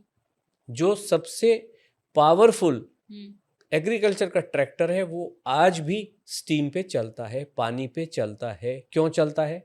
पानी पे क्यों चलता है? पेट्रोल डीजल का क्यों नहीं बनाया, या सोलर एनर्जी का क्यों नहीं बनाया? क्योंकि पानी में बहुत ताकत होती है, पानी से जीवन पैदा होता है, पानी में जीवन पैदा करने की ताकत होती है। और ये नादान लोग 4-5-6 किताबें पढ़े, ज्यादा किताबें थोड़ी, 5 ही शब्द हैं इनके पास, उन 5 शब्दों को रटते रहो बैठे हुए। तो सर उन लोगों ने तो चलिए किताबें पढ़ी हैं, आस्था जी कैसे बताते हैं इन चीजों को? कहाँ से आपके पास, कहाँ से ये मैं फिर बात कहता हूँ। वो आया है? श्रीमद् भगवत गीता में श्री कृष्ण जी ने कहा है, श्री कृष्ण उवाच उसमें लिखा हुआ है, वो अर्जुन को ये बता रहे हैं इस संसार में 2 तरह के एक्सपर्ट होते हैं। लोकेस्मिन द्विधा निष्ठा पुरा प्रोक्ता मया नघ, ज्ञान योगेन सांख्या नाम, कर्म योगेन योगी नाम। ज्ञान योगेन सांख्या नाम यानी कि जो ज्ञान प्राप्त करते हैं वो सांख्यिक यानी साइंटिस्ट होते हैं, स्टैटिस्टिशियंस होते हैं, जिन्होंने किताबें पढ़ पढ़ के ज्ञान अर्जित करने का कोशिश किया है। आगे वाला क्या है? कर्म योगेन योगी नाम। असली योगी वो हैं जो कर्म के द्वारा ज्ञान प्राप्त करते हैं। ये तो किताबें रट रट के आ गए, चाहे भले चरक संहिता पढ़ के आए, कुछ भी पढ़ के आए, लेकिन ये साइंटिस्ट हो सकते हैं जो आंकड़ों के साथ खिलवाड़ कर सकते हैं, पेपर प्रोड्यूस कर सकते हैं, स्टैटिस्टिकल एनालिसिस लगा के टी टेस्ट लगाएंगे, एफ टेस्ट लगाएंगे, पी टेस्ट लगाएंगे, पार्किंसन टेस्ट लगाएंगे और एनालिसिस करते रहते हैं। दिस इज व्हाट दी ये गीता ने गीता के समय कृष्ण भगवान ने कहा है। तो ये एक तरीके के लोग हैं, है ना, जिनकी आप बात करती रही अभी तक। दूसरे हमारे जैसे लोग हैं जो कर्म के द्वारा योगी बनते हैं। असली योगी वही हैं जो कर्म के द्वारा बन रहे हैं, और हमने ये सारी चीजें कर्म के द्वारा उनको एडवाइस किया। भाई खाना खाना किसी मानव जाति का दुश्मन कैसे हो सकता है? Not at all. हम ये एक्सपेरिमेंट किया। अब जब थ्योरी ऑफ रिलेटिविटी तो पहली बार आइंस्टाइन ने निकाली ना, वो आविष्कार था। आइंस्टाइन से किसी ने जाके पूछा ये क्यों निकाल दी भाई तूने, क्या है तुम्हारे पास? आइंस्टाइन तो पागल माना जाता था एकदम, बिल्कुल ही नवीं तीसरी क्लास भी स्कूल वाला कोई एडमिशन देता नहीं था, इतना डम माना जाता था कि नहीं माना जाता? आज की डेट में वो सबसे इंटेलिजेंट माना जाता है। उसकी आईक्यू सबसे ज्यादा मानी जाती है कि नहीं मानी जाती है? जो चौथी क्लास में, नवीं क्लास में जिसको कोई एडमिशन देने महाबुद्धू माना जाता था, अल्टीमेटली आविष्कार किया ना। क्यों किया? क्योंकि उसने आविष्कार का मतलब है नई चीज को निकालना। थॉमस अल्वा एडिसन ने बल्ब निकाला, 9,999 एक्सपेरिमेंट्स फेल होने के बाद काम करता रहा, तभी निकला ना बल्ब। और आज सारी मानव जाति को प्रशस्त कर रहा है कि नहीं कर रहा है जी। तो this is what exactly Asha ji has done. Experiment करके, सोच के, इधर से देख उधर से देख कि नई ये जो चीजें हैं कुछ गड़बड़ लग रही है, जो अंधकार दुनिया में छाया हुआ है ये उचित लग नहीं रहा। ठीक है, तो एक नए बल्ब का आविष्कार किया जाए, उन्होंने कर दिया। और नाउ ये पूरी दुनिया को प्रकाशमान कर रहा है। अभी आपके पास रास्ते हैं कि भाई मैं मोमबत्ती में पढ़ाई करूं, या मिट्टी के तेल में पढ़ाई करूं, या जगमगाती रोशनी में पढ़ाई करूं, मैं बाजरा जवारी खा के वजन को कम करने की कोशिश करूं, या बेरेटिक सर्जरी से वजन कम कराऊं, या नमक का पानी और घी भर भर के नारियल का तेल पी के पानी वजन कम करूं। उनसे तो कोई नहीं पूछ रहा, जा रहे हैं लोग भर भर के। हम कह रहे हैं एक लिमिटेड पीरियड ऑफ टाइम के लिए, अगर वैसे तो जीवन बहुत ही सरल है जो मैंने आपको बताया, इतना ही फॉलो कर लो, वरना 90 डेज का हमारा प्रोग्राम है। जीवन में एक बार एक परिवार से एक महिला आके ज्वाइन कर ले, जिसको हम कहते हैं कि वुमेन फिट तो इंडिया फिट, वुमेन फिट तो दुनिया फिट, this is what we are saying. तो एक बार आ गई तो पूरे जीवन का कल्याण है, पूरे समाज का कल्याण है, बस उतना ही है, जीवन है ही उतना ही है। और ये तो एक्सपीरियंस करने वाली चीज है। अगर आपने कभी नींबू चखा नहीं तो आपको कैसे पता चलेगा कि नींबू का टेस्ट क्या होता है, खट्टापन क्या होता है, पता चलेगा? तो जस्ट एक्सपीरियंस कर लो। और ये जो हम बात बता रहे हैं इसको हफ्ते मुफ्त में फॉलो कर लो। मंगलवार की रात को 8 बजे हमारी फ्री वेबिनार होती है, उसमें आ जाओ, जिसमें हम सारे साइंटिफिक एविडेंस में यहाँ पे कैसे प्रस्तुत करूँ, एविडेंस तो मुझे सबको दिखाने पड़ेंगे ना, कि इस भारत के 50% डॉक्टर्स लाइफस्टाइल डिजीजेस से परेशान है। कौन से डॉक्टर? मॉडर्न मेडिसिन के डॉक्टर। ये जामनगर के हॉस्पिटल, सरकारी हॉस्पिटल के सरकारी डॉक्टरों ने सरकारी डॉक्टरों के ऊपर बहुत लंबा सर्वे किया और ये निष्कर्ष निकाला है कि इस देश के 50% डॉक्टर लाइफस्टाइल डिजीजेस से परेशान है, डायबिटीज से परेशान है, हाइपरटेंशन से परेशान है, थायराइड से परेशान है, ओबेसिटी से परेशान है। तो ये क्यों परेशान है? आपके जीवन में तो दावा कर रहे हैं मैं आपको बहुत चुस्त दुरुस्त तंदुरुस्त कर दूंगा, खुद का क्या हाल हो रहा है पता नहीं। इसी वजह से जो cardiac surgeon doctor Rao round लेते हुए हार्ट फेल से मर गए और कोई डॉक्टर उनका कुछ नहीं कर पाया। अल्टीमेटली जब हम अपने डॉक्टर फ्रेंड से बात करते, नहीं डॉक्टर मानव जीवन को, तुम्हारे जीवन को ठीक करने के लिए इतना कृत संकल्प है कि अपना ध्यान नहीं दे पाता। अरे कोई ध्यान नहीं दे रहा, मेरी भी जेब ही काट रहा है,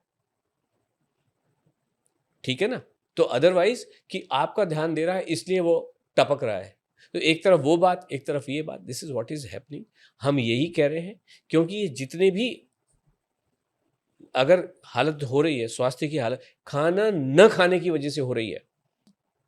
और ये सब इनका क्या कारण है? इनका एक ही कारण है जिसको कहा जाता है लाइफस्टाइल प्रॉब्लम। आपकी लाइफस्टाइल ही ठीक नहीं है। और हम ये कह रहे हैं कि अगर आपकी लाइफस्टाइल को ही मान लीजिए मैं ठीक कर देता हूं तो ये सारी तो हट जाए। क्योंकि अगर किसी का जो धरातल है वो लाइफस्टाइल है, तो मैं लाइफस्टाइल हटा लिया या ठीक कर दिया तो ये तो सब गिर जाएंगे। This what we are doing. हम और कर क्या रहे हैं? मैंने आपसे जो बात की बच्चे के डिसिप्लिन को समझते हुए, मैंने यही कहा कि आपकी लाइफस्टाइल को हम जब ठीक कर देते हैं कोई बीमारी बचती नहीं है। तो चाहे वो एक्स हो, वाई हो या जेड हो, जब आप खाना खाना शुरू करते हैं ये सारी प्रॉब्लम खाना न खाने की वजह से होती है। अब आप पूछेंगे खाने में होता क्या है? दाल, चावल मतलब वाइट वाले चावल, रोटी केवल गेहूं की, और सब्जी आपकी पसंद की। अब पनीर की सब्जी नहीं होती है, छोले की सब्जी नहीं होती है, आलू की सब्जी नहीं होती है। सब्जी मतलब जो नॉर्मली ग्रीन कलर की हो। आलू भी तो ज़मीन के अंदर ही उगता है ना, बेसिकली देखा जाए तो it is a root vegetable, हम उसको वो कहते हैं, भले ही वो तना होता है साइंटिफिकली वर्ड में देखें तो ये। और पांचवा जो होता है जिसको कहते हैं फ्रूट। अगर ये 5 खाने आप दिन में खा रहे हो, जो सिस्टम बताया, पेट भर के ब्रेकफास्ट, पेट भर के लंच, पेट भर के डिनर, पेट भर के फ्रूट और इवनिंग में पेट भर के स्नैक्स, 5 टाइम अगर आप खाना खाते हो। लोग क्योंकि खा नहीं रहे हैं, डर नहीं रहे हैं, डराए जा रहे हैं।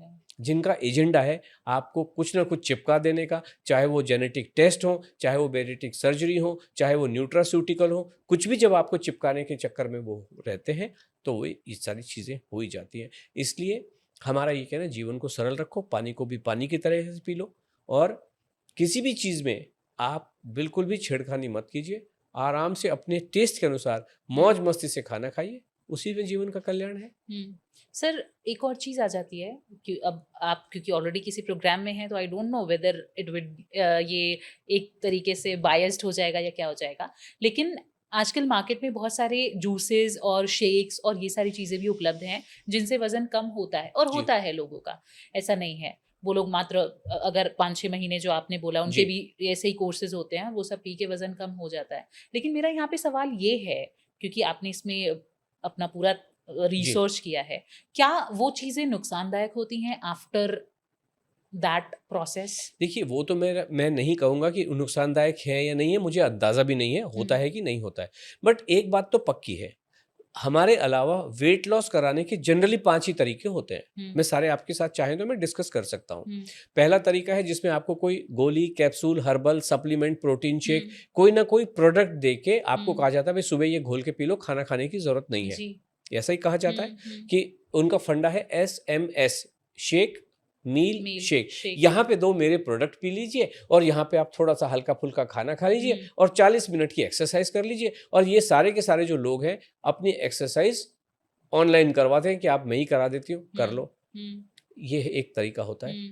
दूसरा तरीका है जिसमें आपको कोई डाइटिंग या फास्टिंग कराई जाती है। कीटो डाइट हो गई, पैलियो डाइट हो गई, मेडिटेरियन डाइट हो गई, GM, इस तरह की बहुत सारी डाइट्स हैं। और दूसरा होता है फास्टिंग, इंटरमिटेंट फास्टिंग करवाई जाती है, जहाँ पे आपको कोई 16-8 का करवा रहा है, कोई कुछ अलग अलग तरीके होते हैं। यानी ये भी नहीं खाना खाने दे रहा, पहला मेथड भी खाना नहीं खाने दे रहा, ये जो डाइटिंग वाला है ये भी खाना नहीं खाने दे रहा, ये फास्टिंग वाला भी खाना नहीं खाने दे रहा। तीसरा जो मेथड होता है वो होता है जिसमें आप किसी एक्सरसाइज पे फोकस करते हैं, भले ही वो जिम जाएं या 10,000 कदम चलें या जैपनीज वॉकिंग करें या जुम्बा करें या योगा करें या प्राणायाम करें, खाना वो भी नहीं खाने दे रहा कि बॉस तुम आ गए हो खाना खा लो, अभी आलू के पराठे खा लो और मैं बैठा हूं ना एक्सपर्ट, मैं तुमसे जिम ऐसा करवाऊंगा कि वो भी खाना नहीं खाने दे रहा।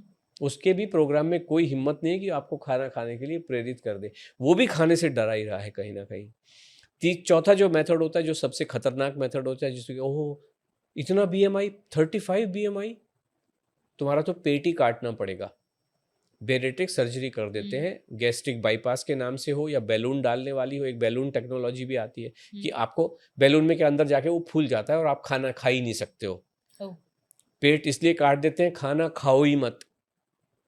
एक और तरीका है जिसमें आपको कहते हैं कि खाने को जब खाने बैठो तो बड़े धीरे धीरे खाओ, आधा घंटे तक खाते रहो, 32 बार चबा चबा के खाते रहो। ये सारे आपके जीवन को एबनॉर्मल कर रहे हैं। वजन सब में कम होता है, हम बिल्कुल नहीं कह रहे, लेकिन ये तरीके आप कब तक, जो आपने पहले लॉन्ग टर्म के लिए फिजिबल नहीं है सर। मैं यही तो कह रहा हूँ।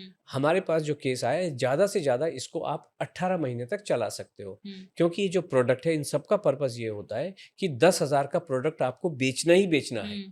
और मैंने ऐसे भी केसेस देखे हैं कि उसके बाद में जो लोग ये प्रोडक्ट्स यूज करते हैं उतने वक्त तक तो वो लोग ठीक रहते हैं, लेकिन उसके बाद अगर उन्होंने जहाँ वो चीजें छोड़ी या अपनी लाइफस्टाइल फिर से वैसे कर ली नॉर्मल, तो वो लोग फिर वही हो जाते हैं। हाँ बिल्कुल आपने ठीक कहा। इसका मतलब ये सारे जो मेथड है आपकी लाइफस्टाइल को एबनॉर्मल करके वजन कम करवाते हैं। और जैसे ही, कब तक आप भूखे रहोगे, कब तक आप आधे घंटे तक रोटी अगर खा सकते हो तो खाते रहो, हम कहाँ लेकिन हम ये कह रहे हैं जो आपने कहा ये आपकी लाइफस्टाइल में परिवर्तन नहीं है।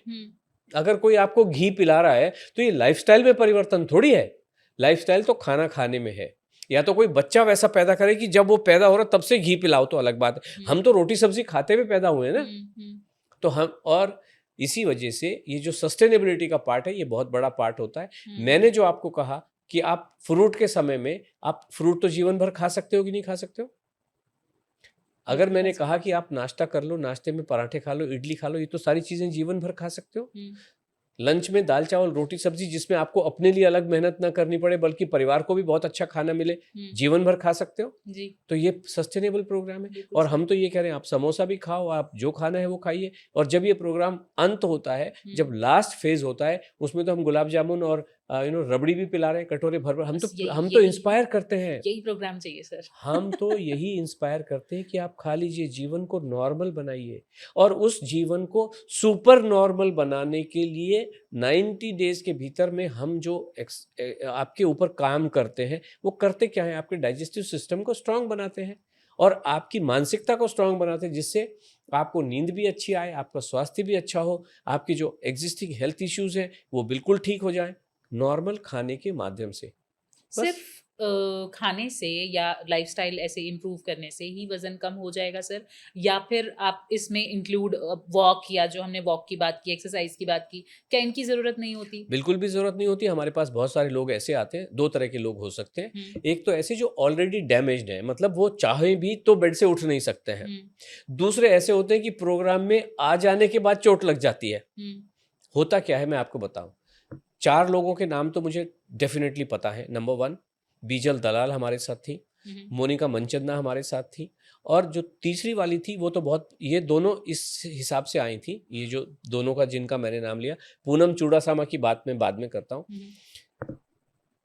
कुछ अंदाजा इनको सबको ये लगता है कुछ ना कुछ तो ये एक्सरसाइज कराएंगे या कुछ ना कुछ तो कोई गोली कैप्सूल देंगे, कोई प्रोडक्ट तो देंगे। आ जाते हैं लोग बाग, कुछ लोग हैं जो परेशान है वो सब ट्राई करके चलो इसको भी ट्राई करके देख ले। जब ये अंदर आते हैं और पहले से आलू पराठा जब खाना होता है तो इन सबके मन में लगता है यार फंस गई मैं तो, मतलब। और हमारा प्रोग्राम तो नॉन रिफंडेबल। हमने कहा सोच समझ के आओ, बात करके आओ।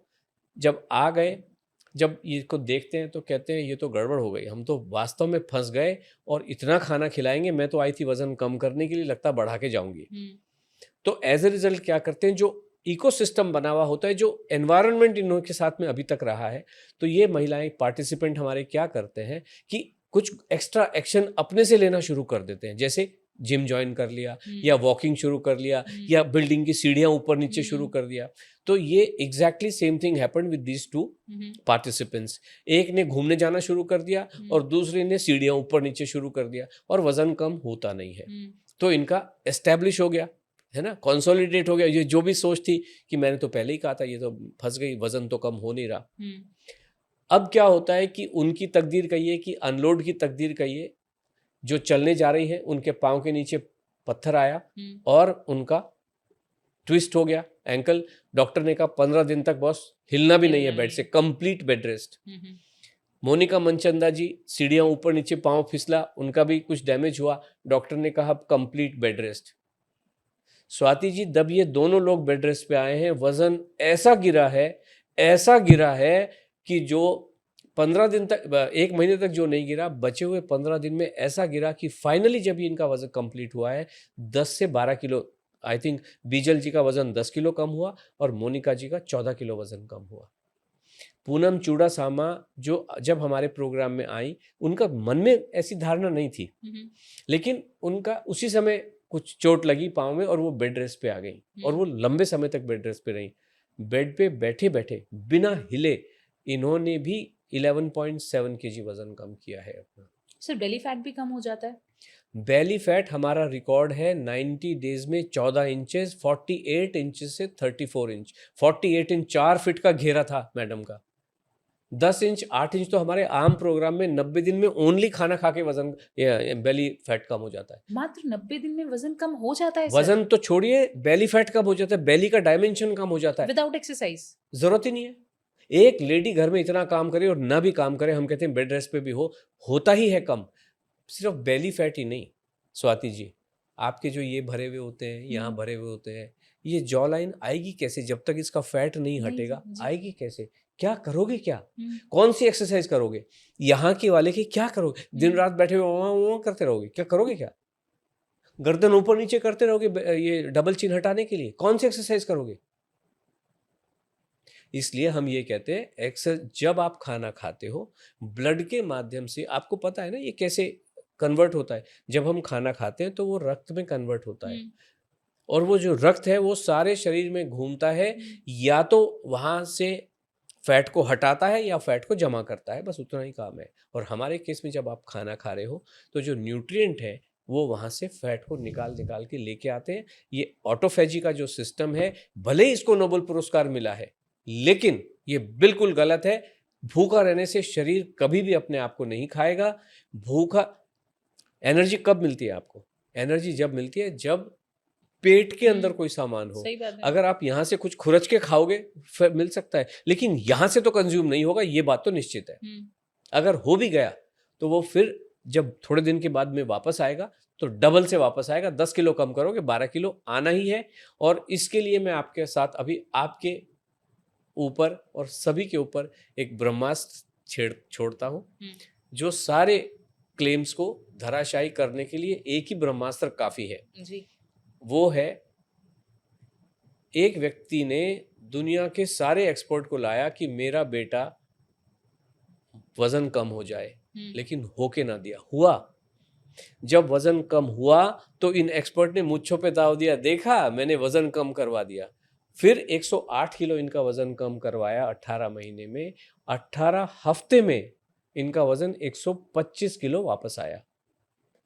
तब ये जो सो कॉल्ड एक्सपर्ट थे, अरे तुमको तो जेनेटिक प्रॉब्लम है, अरे तुम तो अस्थमा है, तुम तो स्टेरॉइड लेते हो, इस वजह से तुम्हारा, मतलब जब क्रेडिट लेना है तो खुद, और जब ब्लेम देना है तो सामने वाले को। इस व्यक्ति का नाम है अनंत अंबानी। मैं उन्हीं की बात करने वाली थी सर आपसे अभी।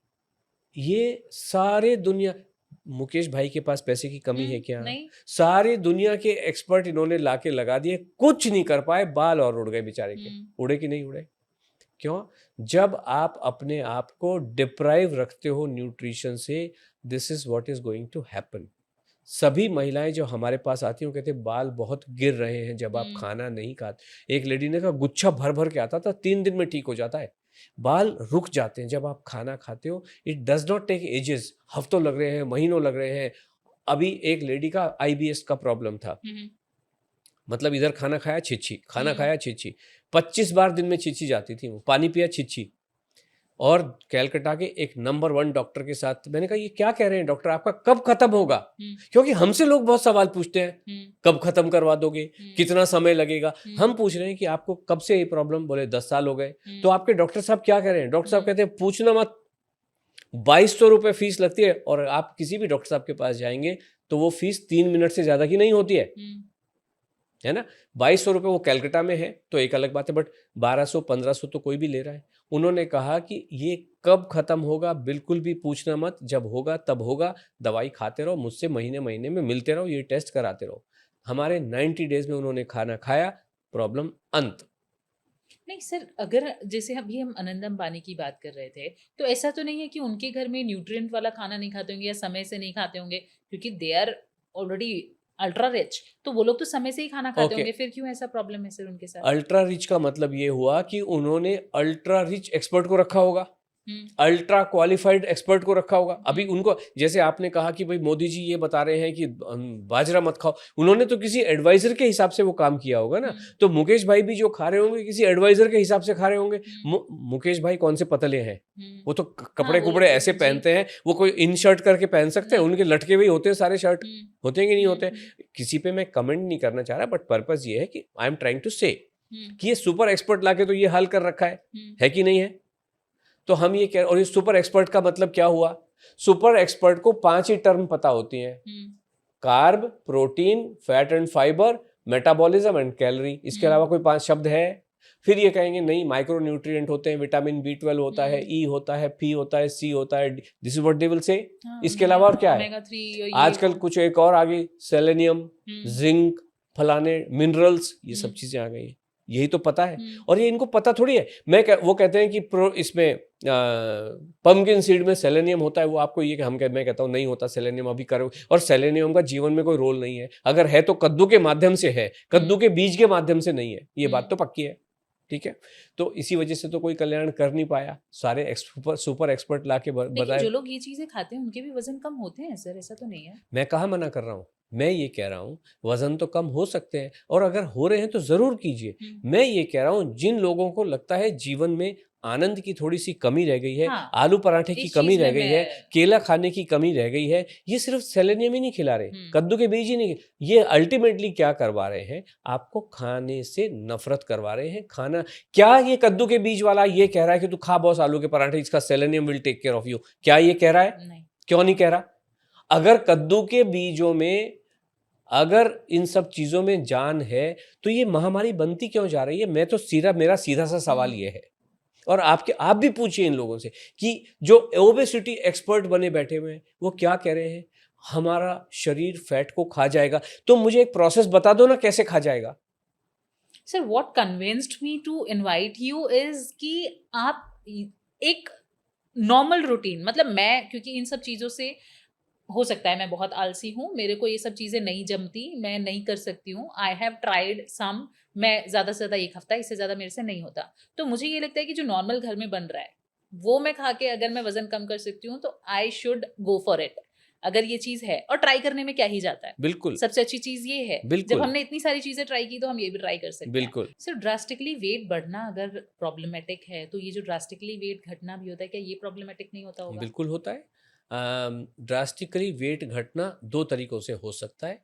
एक तो नकली तरीके से, जिसमें आप अपने आप को खाने से डिप्राइव रखते हैं, लेकिन दूसरी चीज़ें करते हैं, चाहे वो जो मैंने कहा, चाहे गोली कैप्सूल के माध्यम से, किसी प्रोडक्ट के माध्यम से, या किसी एक्सरसाइज के माध्यम से, या भूखे रह के डाइटिंग से, स्टार्विंग से, फास्टिंग से, अगर इस माध्यम से करते हैं तो डेफिनेटली ये बहुत ही डेंजरस है। और सभी जितनी भी एक्सपर्ट बॉडीज़ हैं वो कहते हैं 2 पाउंड पर वीक से ज़्यादा कम नहीं होना चाहिए। 2 पाउंड पर वीक का मतलब है, आप समझ सकते हो, 2 पाउंड्स इज़ 950 ग्राम्स। इससे ज़्यादा एक हफ्ते में कम नहीं होना चाहिए, क्योंकि आप अपने आप को भूखे रख रहे हो, खाना नहीं खा रहे हो। लेकिन हमारे माध्यम से एक हफ्ते के भीतर जब आप खाना खाते हो, एक हफ्ते में 5-6 किलो भी वज़न कम हुआ है, हो सकता है। और ये बिल्कुल भी गलत, क्योंकि आप तो खाना खा रहे हो ना, खाना खा रहे हो, तो खाना खाने से आपकी हड्डियां और मसल्स मजबूत होती हैं। जब हम वीकली वेबिनार करते हैं ना, ट्यूसडे की स्वाति जी, तो उसमें हम एविडेंस दिखाते हैं, जिसमें अमेरिकन रिसर्च ये कहती है, जब आप भूखे रह के वेट लॉस करते हो ना, खाना नहीं खाते हो, तो आपकी वेट लॉस कैसे होता है, हड्डियां कमज़ोर होती हैं और आपकी मसल्स कमज़ोर होती हैं। तो ये गलत तरीका है, फैट वहीं का वहीं रहता है, बल्कि बढ़ भी सकता है। तो आपको मशीन पे वज़न कम होता हुआ दिखाई दे सकता है, लेकिन एक्चुअली वो रॉन्ग वेट लॉस है, फेक वेट लॉस है, वो वेट लॉस नहीं होता है। हमारा जो टर्मिनोलॉजी वेट लॉस है ज़रूर, बट हमारा फोकस फैट लॉस के ऊपर होता है, जिसमें जब आप समझ सकते हो कि जब आप खाना खाओगे तो हड्डियां मजबूत होती हैं और आपकी मसल्स मजबूत होती हैं, जबकि आपका फैट आपको छोड़ छोड़ के चला जाता है। इसी वजह से इंचेस कम क्यों होते हैं, क्योंकि आपका फैट आपको छोड़ छोड़ के जा रहा है। तो ऐसा ही है सर। जाते जाते आपने बहुत अच्छी जानकारियां और बिल्कुल मतलब लीक से हटके दी हैं, तो उस पर विश्वास करना लोगों के लिए थोड़ा सा प्रॉब्लमेटिक, या आप कह सकते हैं कि इतना जल्दी विश्वास नहीं होगा इन चीज़ों पे जब तक लोग एक्सपीरियंस नहीं करते। और मैं एक्सपीरियंस भी करूंगी और मैं शेयर भी करूंगी होपफुली, अगर होते हैं चेंजेस तो। जाते जाते मैं एक चीज़ पूछना चाहूंगी सर, कंसिस्टेंसी, जो हम इतनी देर से बात करें कि आपको कंसिस्टेंट रहना होगा, कंसिस्टेंसी लैक कर जाती है, तो कैसे कंसिस्टेंसी कैसे मेंटेन करें? बस ये चीज़ मैं जाते जाते आपसे जानना चाहती हूँ। कंसिस्टेंसी आज की डेट में आपको लगता है कि लैग कर रही है, इसलिए कर रही है क्योंकि आपको अभी तक तो बताया ही नहीं किसी ने कि कंसिस्टेंसी होती क्या है।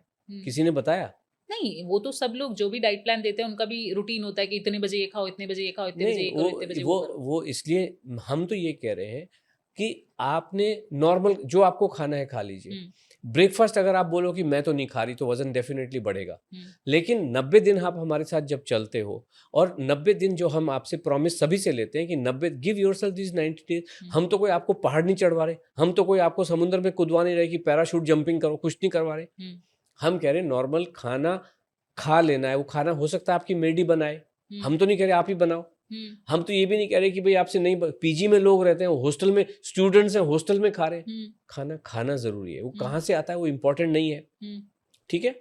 तो इसमें कहाँ आपको लगता है कि इनकंसिस्टेंसी हो सकती है कि आप ब्रेकफास्ट ना करो, लंच ना करो, फ्रूट ना खाओ, कहाँ लगता है कि डिनर ना खाओ? नहीं खाओगे तो प्रॉब्लम आने ही वाली है। लेकिन 90 डेज में जब आप रहते हो तो ये आपके जीवन का हिस्सा बन जाता है, क्योंकि आज भोजन के संबंध में आप इनडिसिप्लिन्ड रहे हो अभी तक।